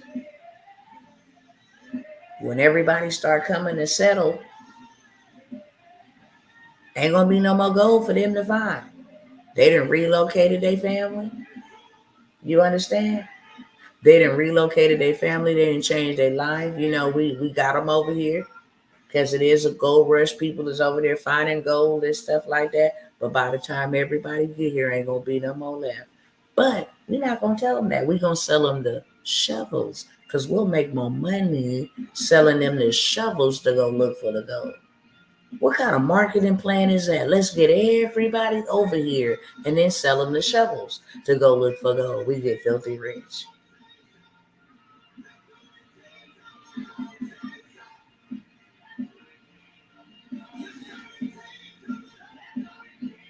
That's what the Most High is trying to do for us. He took down thrones to put thrones up. And his word did say the first shall be last and the last shall be first. Don't think Queen Diana dying was a coincidence. Don't think the Rockefellers, these have been gatekeepers for years. Y'all missed that.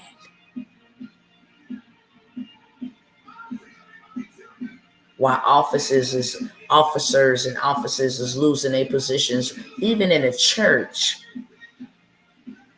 Why big strong man is being made to be down low. There's a changing of the guards. I said in my word, and I don't lie, that the last will be first. Those who was first now gonna be last. And now those who were last shall be first. Where y'all at? Where y'all at? You feel me? So I'm trying to help my people before the new year. Because when the new year get here, I cannot help certain people. I can't. If you know you called to go with me in any capacity, if you know you a leader and you know you a strong leader and you know God need to get resources to you immediately so that you can preserve you and your family, then you need to be in my mastermind. That's where we do land deals. If you want to legally know how to avoid paying taxes for the rest of your life and the rest of your family's life, that is where you get into. If you want to learn how to set up insurance policies and become the bank in your community, that's where you get into. And if you want to start with just one digital product, that is where you get into. You can go to TikTok and learn anything and everything. You can go to YouTube and learn anything and everything. You can watch all kind of movies on Netflix, on Hulu, on Tubi. Everything is digital except you. Let me show y'all a couple things when I'm out, okay? I told y'all. And I hate to say I told y'all so, I told y'all so. Let me just let y'all see this real quick. I just want y'all to see this real quick. Okay? Y'all didn't think that they was coming back with this.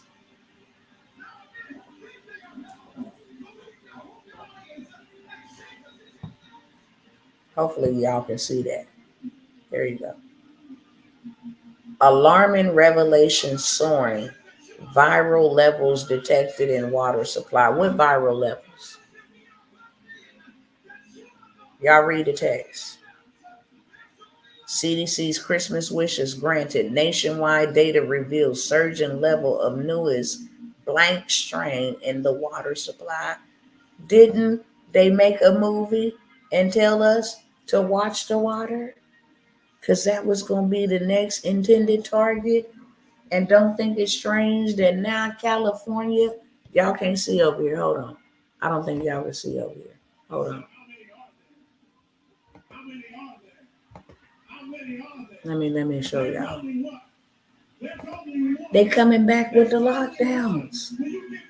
So when that happen, what you gonna do, beloved? Are you thinking? Look at all them states. It's safe. The dark red is severe. California is getting ready to drink water from the sewer.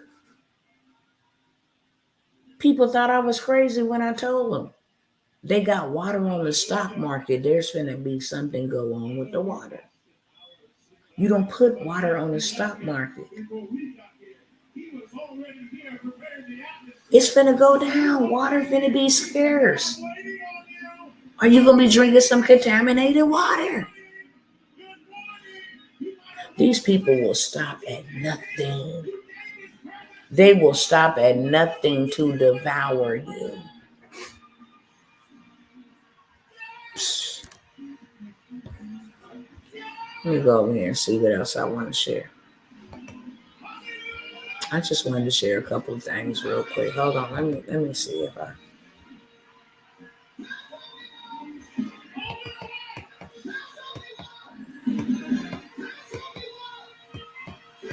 I'm gonna show you the rest of that other stuff. I might come by here on tomorrow, okay, for sure. I might come by here on tomorrow for sure.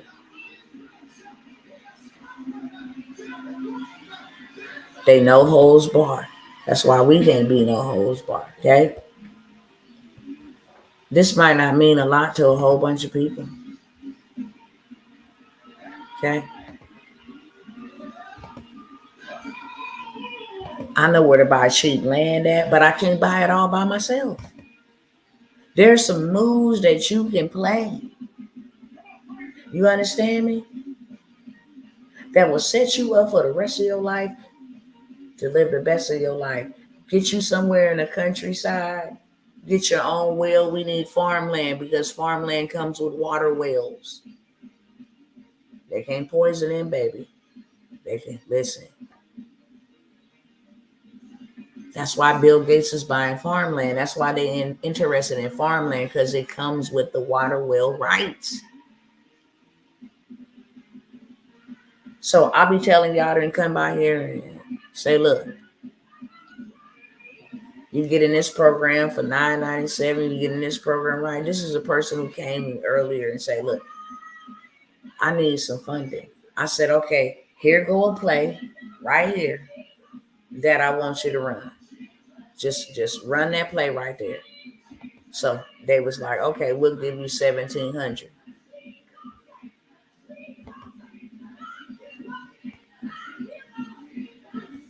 So I ain't gonna show you all of our conversation because the play is on the screen. The play is on the screen. But I want to show you this. All of this up here is the play. Okay, I gave her the play. I ain't gonna let y'all see it too long. Okay. So she said, okay, be right back. Disregard that I'm on the phone with them running the play. Okay. Wanted y'all to see that. Let me stop sharing this real quick because I'm gonna show you the next results. I can't turn the camera around with both phones over here.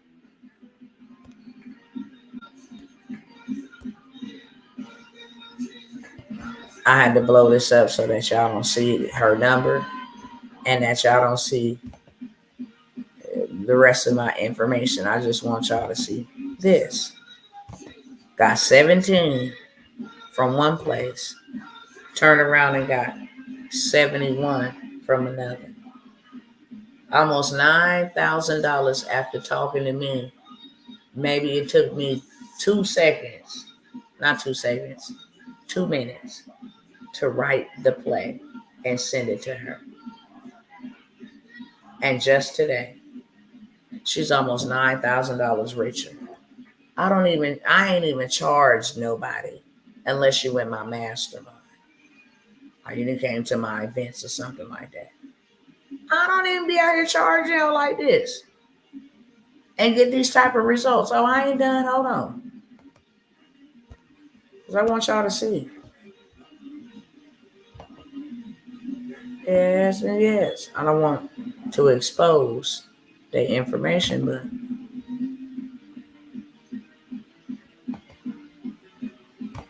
okay, check it out.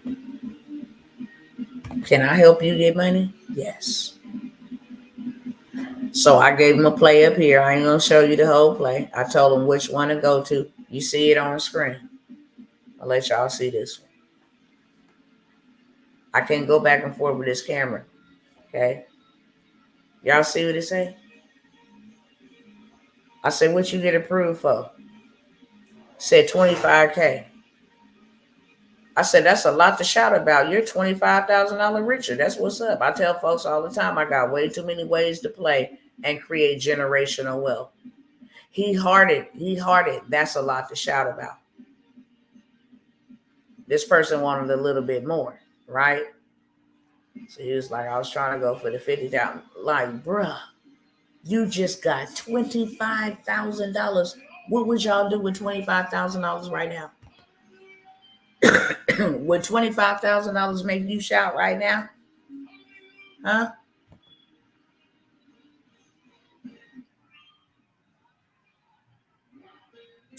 I gave this one. Let me blow it up a little bit. $25,000 would change your life. Real talk. Period. Let me fix this up because y'all about to see the play, okay? You see that right there? I got approved for the money from Navy, just waiting on their end so I can take my so-called cash and come to you. Gave her a play, $25,000. I do this with my eyes closed. Period. Just helped the sister today get almost $9,000. And I don't even come by here. Y'all be sleeping on me. And that's why the most I say, you have to go ahead and roll on and move on them. They waiting on, maybe Georgia Mack or somebody, or they waiting on Grant Cardone to come and rip them a new butthole. They don't believe, they don't believe you. I've been doing this. Dates, receipts, you understand me. I tell you how to go get their money so that you can go buy the stuff that you need that's going to make you money. And then you protect it so that you don't never lose it. I asked this person, send me a testimonial. This person came and asked me for advice for 10 minutes. Only what I gave in my mastermind, I gave this person the information. I really, really, really want to get started. I'm a single this and I'm a single that, blah, blah, blah, blah, blah.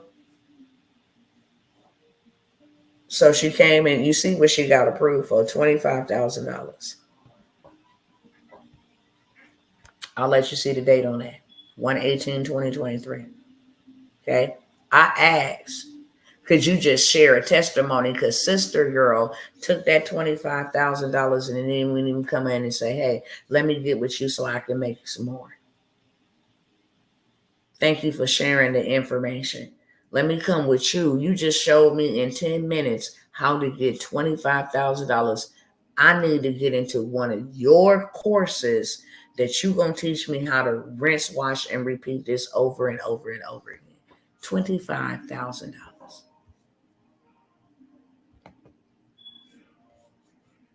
I said at the end of the day, just leave me a testimonial. We good, sis. You don't owe me nothing. I don't owe you nothing. Okay? It ain't mandatory. It ain't mandatory. But at least leave a testimony. Been doing this. Been doing this for a very long time. Period. Okay? So with that being said, I'm finna get ready to go. I got a digital product. It's 400,000. It got coloring books. It got flashcards. Business owners is looking for follow-up email sequences to send to people once you get them in their ecosystem. It got that. It got everything from food to living to life to mental health to all of these things these people need, and they will buy digitally. They will buy them digitally without ever seeing your face. You set that thing up on autopilot. You put an ad out there. The ad attracts the people. Facebook, Instagram, TikTok, YouTube allows you to put a little bit of money in so you can get a whole lot of money out. If you put in $100 on ads and you got a $25,000 sale, if you got a $5,000 sale, how costly was that $100?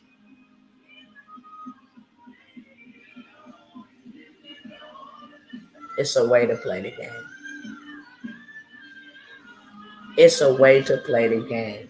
You just gotta know the information to play it. They got money up the yin yang. Do you understand me? That's why they just sent $8.6 billion to Ukraine of your hard-earned money. Come on, make Americans' lives better. You got us over here paying high gas price. They don't care about us. They care about migrants and foreigners. Not to say that they should, but they care more about them than they care about you. And that's a problem. When people start revealing who they are, believe them. They don't care about you. If they don't care about you being able to live in your home, they don't care about you being able to eat the basic necessities, and they can still keep on raising these prices up on you, and then over there taking our hard-earned money. You feel what I'm saying? When we go to the pump and pay taxes for the gas and pay taxes for the food and pay taxes on everything, you taking our tax dollars and sending them $8.6 billion. And we don't even see no war. What war is it? What war is it? Explain that. Okay? So I got a 400,000 digital business bundle. You can apply it to yourself, but your girl gonna show you how to sell. That's 400,000 different products you can sell. You can sell the whole entire bundle if you want to, because you get reseller rights to it. Or you can say, I'm gonna sell to business owners this marketing. I'm gonna sell to the culture, how to get started with doing coloring books and put them mugs up on Amazon KDP, and how to do little storybooks, okay? And then I'm gonna go over here back to the business owners and I'm gonna help them with their marketing. And then I'm gonna help, I got audios and courses and everything that you could possibly think of. I'm letting that go for $99 with a Zoom call. So you know what platforms to sell it, how to grab you a payment link real quick, what platforms to sell it on, and you be off to the races selling your digital products. At least you have something in place when they come lock this place back down. And as y'all can see from that graph, oh, it's already getting turned up. They coming because they not finna let this election. You might as well forget about it, baby. They're gonna pull out a whole tips and tricks. So don't think for a second chaos ain't coming. Don't think for a second martial law ain't coming. You ain't gonna be able to move. And that's gonna be the hard part for a whole bunch of people. They're so used to moving, and when they ain't gonna move, and then they didn't have a plan B or plan C all the way up to a plan Z. They just relied on a plan A, and now plan A is done away with it. Don't think for a second that they ain't out here talking about new stimulus checks coming out. When the last time we got a stimulus check in a lockdown? Y'all better pay attention. Inbox me, okay? So that's $99. You can get in my mastermind where we do trust, where we bank together, where we buy land together, where you learn 7 figures together. You understand me? That's the mastermind. My mastermind normally goes for $25,000. Why would I sell mine for $25,000? Because I just helped all these people get $25,000. That's the bare minimum. You come in, I'm gonna give you some plays. Now go run up $100,000 over here. I'll go run up 75,000 over here. I'm gonna give you some plays. So the mastermind is being offered at 5K until 28th, 29th, 30th, 31st. 3 days, baby. Everything about me is changing. I ain't playing with my people. Love you. I will build something outside of you. And then whatever the Most High tell me to do to help you out, then I will. And if he don't, then I won't. Because we all have been given the same amount of time in a day. Some misuse their time and their days differently than me. If I'm over here building and I'm over here up burning midnight oil to 12:30 and 2 and 3 o'clock in the morning, figuring this stuff out, then you need to be too. Why? Because something catastrophic is coming. And I don't want to be in the way. The Most High said in Isaiah 26, go in your rooms and stay there while I avenge the inhabitants of the earth for the bloodshed that they have shed on behalf of my people. Now you come out that house. You come on out of that house if you want to while I'm walking around whooping them, then you're going to get felt. You're going to get hit too, and you're going to feel it. So while we have time to prepare, we should be doing that. Okay? We should be doing that. So I have that. $99 inbox me over here, DM me, whatever you got. It's $99. If you don't do nothing else with this bundle, sell it. You sell it to 5 people for $99. You got $500. You sell it to 10, you got 1,000. You sell it to 100, you got 10,000. Okay. Dr. T, can I purchase the business bundle workshop replay? Do I go to the link on the description? The business bundle, yep, you can. You go to the links on the description. They over here in the description on YouTube and Facebook. Y'all got to inbox me over here on Instagram. The link in my bio is the link to sign up.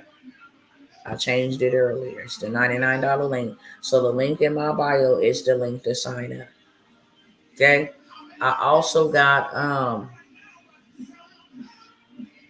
because in the new year I'm only gonna work with small business owners and coaches. That's what I'm saying. I'm gonna have to part ways with some of y'all, and I'm sad about it. Especially if you ain't trying to build or nothing like that. Hit that follow button, you can follow me. But as far as us being connected, I need to build with builders. These people tried to come for me. They tried to do all manner of evil to you. Look what they did to Dr. Martin Luther King, Malcolm X, Louis Farrakhan. Look at the leaders. You don't think that they ain't gonna come for you? You trying to be a leader? Look at the young activists. Like in Chicago, bro dead.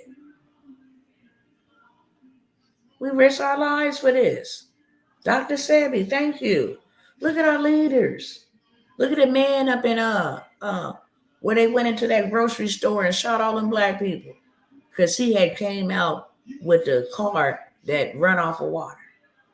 All of that massacre was just about that one man. So I said, you know what?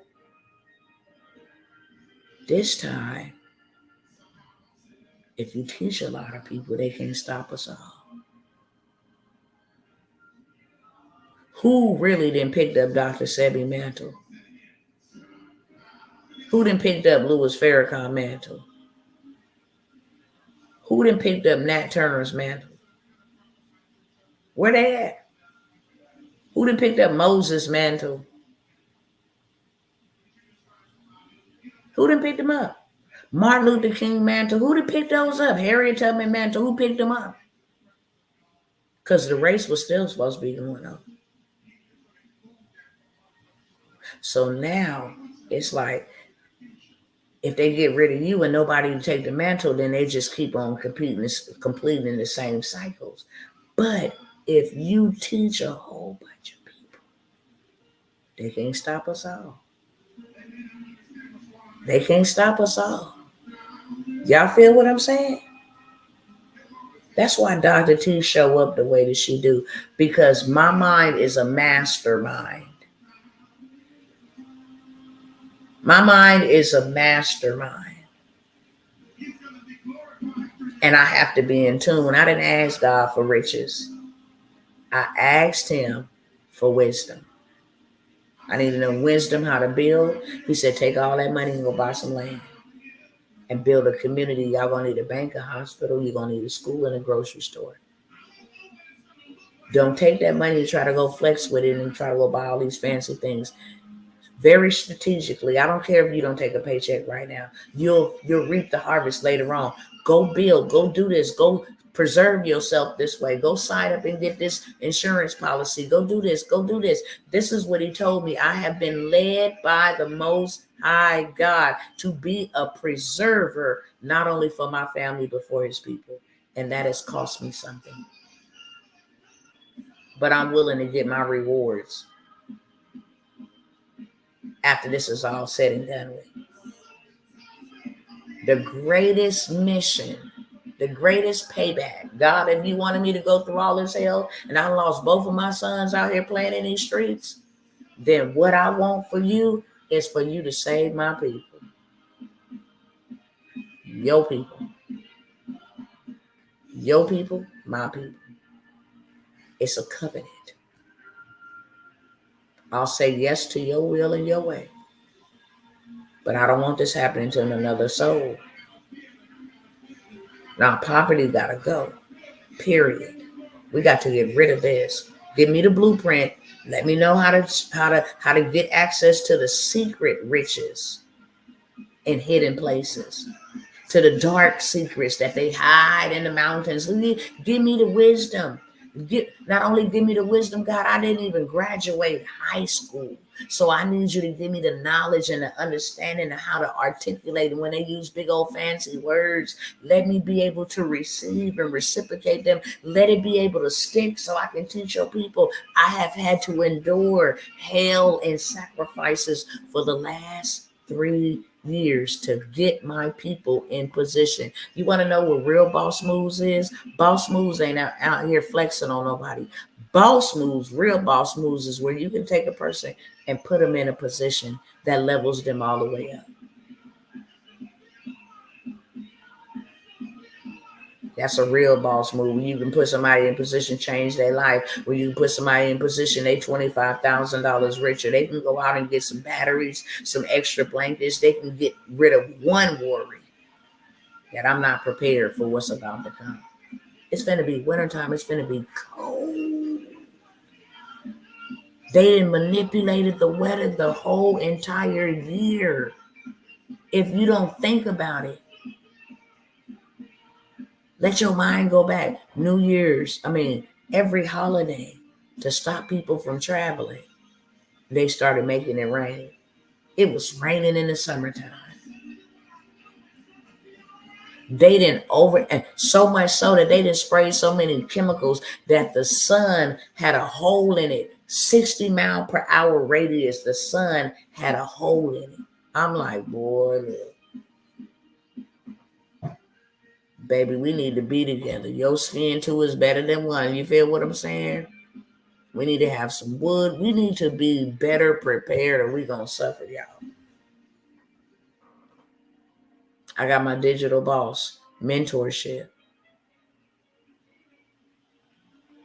I initially ran the play for 12 months for $2,000.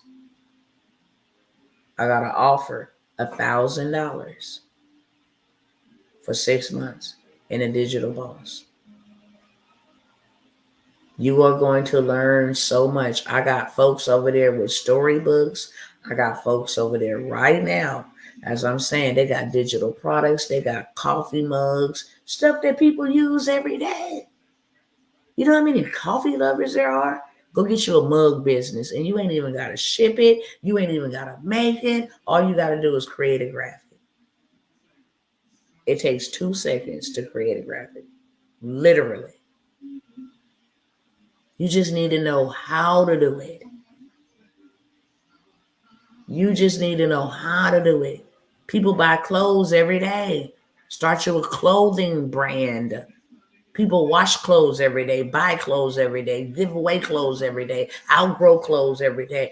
Success leave clues.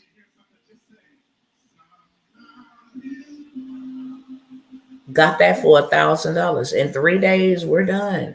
I'm not doing no more freebies. I'm not doing no more 97s. I'm not, because I'm on a mission. I'm only doing masterminds. And that's at 25,000. And you want to know why it's at 25,000? Because I'm finna go buy up this land. Bill Gates ain't gonna be the only one. You can go with me or you can buy it from me. And then when you gotta be in a position to buy it from me, it ain't gonna be what you think. Okay? The Father has opened my heart to allow people to come with me. You got 3 days to make a decision. Is there anybody I can serve on tonight? With any one of those offers. I'm sure there's more on there. I'm missing them. I really am, because I'm sleepy and I'm tired, but they in the description. I know we got the book, the bestseller, and the stage. That's $1,000. I'm finna show you how to write a bestseller in one day. After it's done and we upload it to Amazon KDP, I can't be. See, the game is to be sold. Now, I told her I can't say too much out here in these streets. After it's uploaded, then your girl gonna make you a bestseller. Got a hack for that. And then after you be a bestseller, you got a red carpeted launch, and then you get to access our stage, whether that be in Dubai or Miami. We got $1 million conferences planned. Before they lock us down, we're gonna take advantage. And then when they want to shut that in person down, baby, we so bad on this virtual thing, we know how to hold it as if we was that's why y'all need to be learning. Success leave clues. Netflix is looking to hire an AI project manager for $900,000 a year salary. That's unheard of. I would leave this business in a heartbeat and go and be their AI project manager for $900,000 salary a year. That's 100,000 from a million. The government got government contracts for $1 million to put together a virtual event. This is a virtual event right here. We virtual.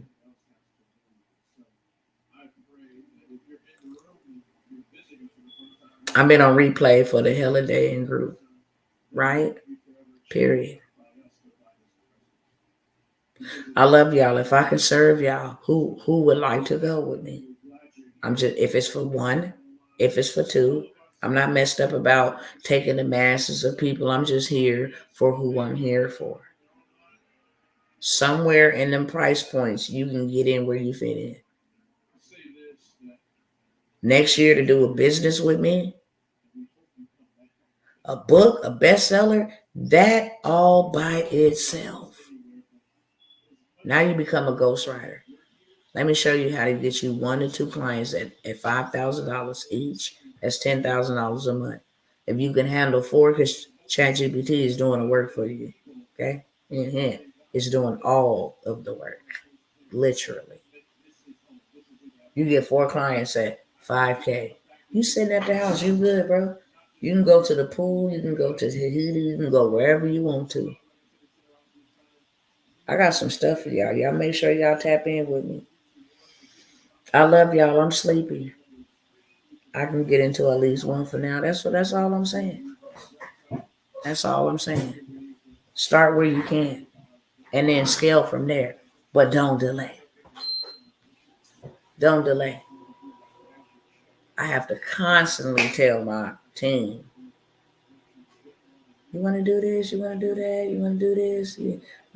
It's like, no, I'm not bringing, because I'm too valuable. I'm going to bring value. I'm going to change your life.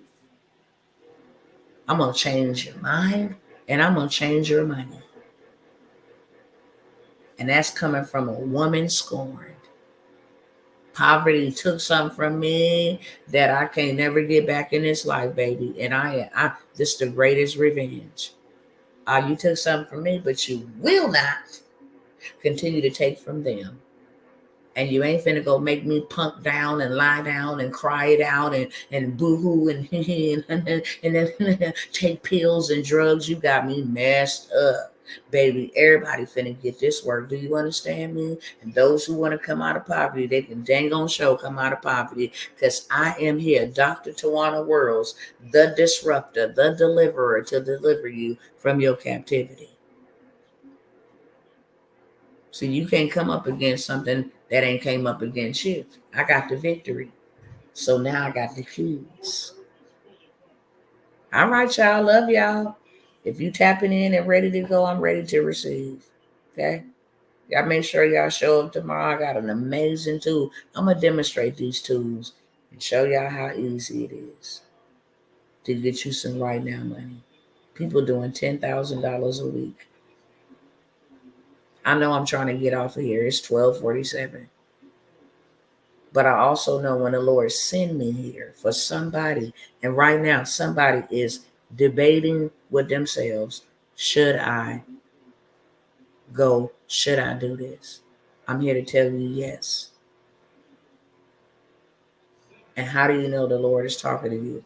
Because you have the resources. Okay? You debating with it, and the only thing that's holding you up from this next level is you. Nobody else. Let's go. Back to them shirts, bro. That's a whole movement right now. We're not dominating in that space. We got to wear demonic clothing. That would be cool if somebody started making the garments that the Most High told us to wear so we'd be set apart. All right, y'all. Going once. Going twice. Y'all need to come on over here. It was me. I don't know what you're waiting for, but let's go. You're going to mess around and run out of time in a missed opportunity. Look on the screen. A missed opportunity is just that. Don't miss yours when it's knocking at your door. What door? The door of your heart. You know, because you're gripped in your heart at this moment that I know I need to be doing something. I'm scared. I don't know if it's going to work. I tried things. But your spirit knows because it begins to leap. That's why I ask people at the end of the Zoom, why are you still around? Why are you still here? They be like, I don't know. I don't know. Sister Angela Pope, I'll never forget when the Lord gave me a word for you. You're supposed to bend over it. You are really a mastermind. You're just playing small with yourself. You kind of just like pinching yourself little by little. No, God got some great stuff over here for you. God got some great stuff over here for your family. And you need somebody that's going to push you, and that somebody going to be me. That's really what a lot of people is afraid of, change. And I'm not saying this to Sister Angela. I'm saying this hypothetically. It's the fear of the unknown. Is this going to work for me? Am I going to do it? Yes, you are. God wouldn't have called you through it, to not bring you through it.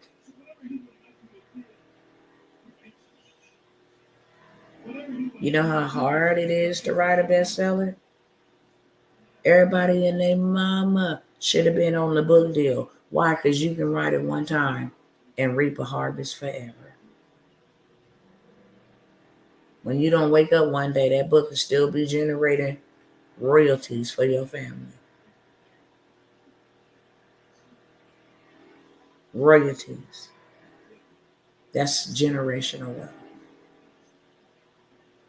I never forget when he gave me that word. I couldn't find your name for nothing. I was like, what's her name? He was like, she always be on there. She always be on there. And I was thinking it was another sister. He was like, no, that ain't her. But I remember calling your name on this live because he showed me you supposed to bend over here Y'all don't delay with your time. Listen to your sister. I have gotten myself in so much trouble. Real talk.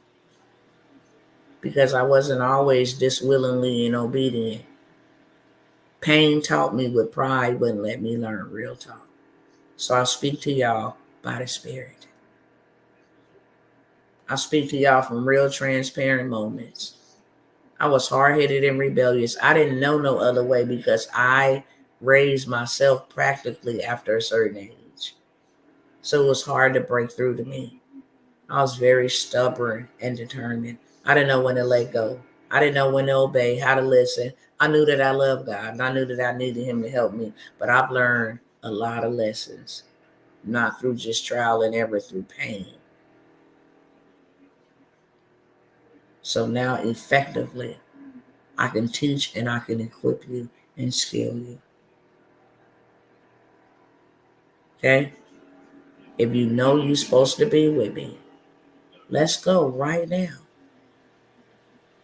You ain't got to worry about getting this work. You ain't got to worry about nobody not helping you. You ain't got to worry about that. I serve y'all for free. I've been here 2 hours and 35 minutes. Ain't nobody paying me. Matter of fact, anybody want to leave me a tip? Because I'm always coming by here blessing somebody spiritually, business-wise. Y'all want to leave me a tip? I'm taking tips tonight. Cash App right up on the screen. Y'all let me know if y'all need it over here too. I'm taking tips tonight. Straight up. And this is going to be an opportunity for the Most High to bless you for sowing into my life. Now, when you sow into my life, then you get to reap. That's why He says, you shall reap a prophet's reward. Now, let me get this real quick. I ain't trying to walk around here and say I'm no prophet. That's what He called me to be. I don't run from it no more because I used to be like, yeah, I don't want to be called that. I just want to be an intercessor. That was a painful lesson to be learned. That was slapping God in His face and telling Him the highest honor is to work for me, is to be called by me. And you talking about you don't want to be that. You talking about you don't like the way that you look. Excuse me. You talking about you complaining about what your imperfections and what you don't like because you didn't let some devil tell you was ugly. When I said I created you fearfully and wonderfully. Oh, there's a story. Y'all see this too, right? There's a story. I never forget when I tried to get some braces and alter my teeth. Wasn't happy with this gap in the front of my teeth. Wanted to have straight teeth like Hollywood. Got them dang on braces on my mouth. My grandmother died. So I couldn't go back and get them retightened up and all of that stuff. And they was getting on my nerve. They left them brackets on my mouth for months. They wouldn't let me go to no other dentist. No other dentist would touch them and get them off. They said until you go back and pay them. And they wanted me to pay them their monthly payment. And then they wanted me to pay them the whole finance fee. Ooh, Lord. I kept them braces on for 2 years. When they took them off and they put that little metal thing on it to pop them off. Pop. That tooth right there. Came right out with it. I'm like, yeah, baby, I done learned. You can't never get me to inject nothing. You can't never get me to alter nothing. You can't never get me to modify nothing. You can't never. I'm good. Thank you, God. Fearfully and wonderfully made. I don't need no bigger butt. I don't need no bigger boobs. I don't need none of that, bro. I don't need none of that. Why you don't shave your arms? Because He gave me hair. Excuse me. That's why. Why you hairy under your arm? Because He wanted me to be hairy, bro. That's where He gave me hair at. If He gave it on my face, then it's going to stay there too. That's what He wanted me to do. Like, I'm not altering anything at all. Period. Thank you, Armando, for the super sticker. Appreciate y'all. Since I hit your Cash App 100-fold, you coming out, sis, for real. That's why He be having you tap in. Just keep showing up. You can take these gems right here and just get started right here. Just bare minimum. Keep showing up. I promise you. And you got a lot of juice in the sauce. If you start creating you some guides and some storybooks about the prophetic, because you prophetic about your trials, about your trauma, about your story. Okay? About your story. You have the power to get wealth. That's what God wanted me to tell you. I've given you the power to get wealth. That's what he showed me. Stop complaining about asking me for money and do what I told you to do. I told you to be fruitful, multiply, have dominion. Go figure it out. Go figure it out. Go figure out what resource I can use. Saw a lady put some cookies in a baking pan and posted a photo on Facebook. And that thing guaranteed her over 500 comments of people looking at some cookies on a computer, never even tasted them bad boys. And this lady went viral. And all she got to do is go take a couple photos of them cookies and then put some music on it, trending sound, make it into a reel. Oh, shoot, baby, you got a cookie factory. People, look at, what's that lady name? Mrs. Fields? Who is Mrs. Fields? People see her cookies, they buy them, including me. I'm a cookie lover. Most people be thinking that Dr. T got her fat from eating meat and stuff. Nah, I gotta get rid of that sugar demon. Okay, that cookie stuff be good to you. I be all in the bed with my snacks. That's why I'm fat. PHAT, not FAT. Okay, I didn't shed 9 kids out of this body. I'm fat, pretty hot and thick. And them cookies got me blowing up. You feel me with that powder, and that's gonna change too in the new years. Don't trip. It's a lot of things changing about me. All right, I'm gonna go this time, okay? I just wanted to make sure I didn't miss nobody. As sleepy as I am, I still feel the resistance. I still feel the resistance. But I ain't gonna beg. God don't beg. You feel what I'm saying? He give us free will. He lay it right before us. The red pill or the blue pill. But you do get to choose. And you do have a choice. I love y'all. Y'all over here rocking with me on TikTok. I see you, fam. Y'all make sure y'all leave a tip, okay? $1 will do something. I'll take that dollar and go help somebody that needs some type of help, okay? That's what I do with the revenue. I know what to do with it because y'all won't plan it. So I will plan it on your behalf. And then believe God for the increase. Y'all don't know that, right? So good night, y'all. I'll see y'all sometime soon. If it ain't tomorrow, it's the next day. If the good man up above allows me to see them, right? I'm going to try to push the gas pedal for the last 3 days because 2024, new, everything new, everything new. Y'all know that song? New, everything new.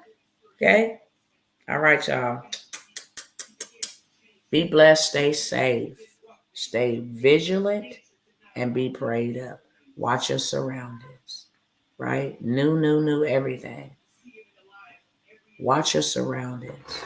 We are on high terror attack.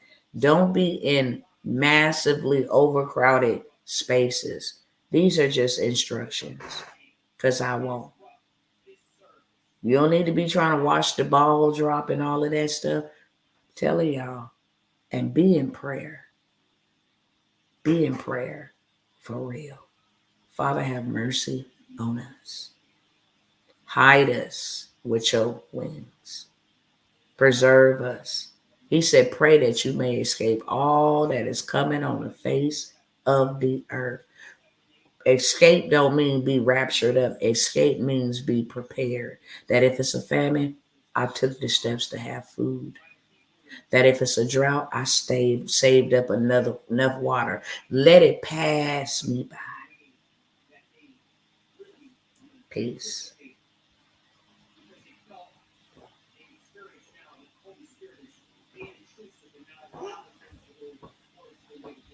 I'm glad you did, Brother Ross. Now we're gonna read that together. We're gonna read that together. See how I just marketed another man's book? Now, if you put that book on your page and say, man, this book is good, boy, I recommend everybody read this. They're going to go look at that book just because you said something. But see, I'm about to give you a play right here, right now. You're going to go on over there to Amazon and sign up to be a seller. And what you can do is get you a link to that book. So when you post it, be like, this book is good to the mug, y'all. Boy, y'all better. These people is evil. This what they got planned to come down the pipeline. The link to the book, and they'll even give you a discount on the link. The link to the book is right underneath or right here, and it say now when they go click on it and buy that book, you got some passive income coming in. If the book is, how much was the book now? Because I bought mine years ago. How much is the book now? Because whatever the book is, you're going to get half of it. Understand? We always advertising something. You go put on a new fit, they're going to be like, dang, where you got that fit from? Now you making them money. It was $7, so $3.50 will be yours for every sale. Say 20 people saw that and be like, what are you talking about? Let me go check him out. That's 25 people times $3.50. It adds up, trust me. It adds up. Then the next week, look, we reading this book right here. Y'all got to read this one right here. This one is good. Sis says she's starting the cookies. Get somebody to get on there and make a video, taste them cookies, and you record them tasting them. They be like, these cookies is bomb. Yeah, that's your marketing. Word of mouth. That's the book that opened my eyes. Found it on the ground while walking. See? That's what I'm saying. I had to buy mine. But when I found out about that, I'm like, oh, no. But this is how you educate and impact.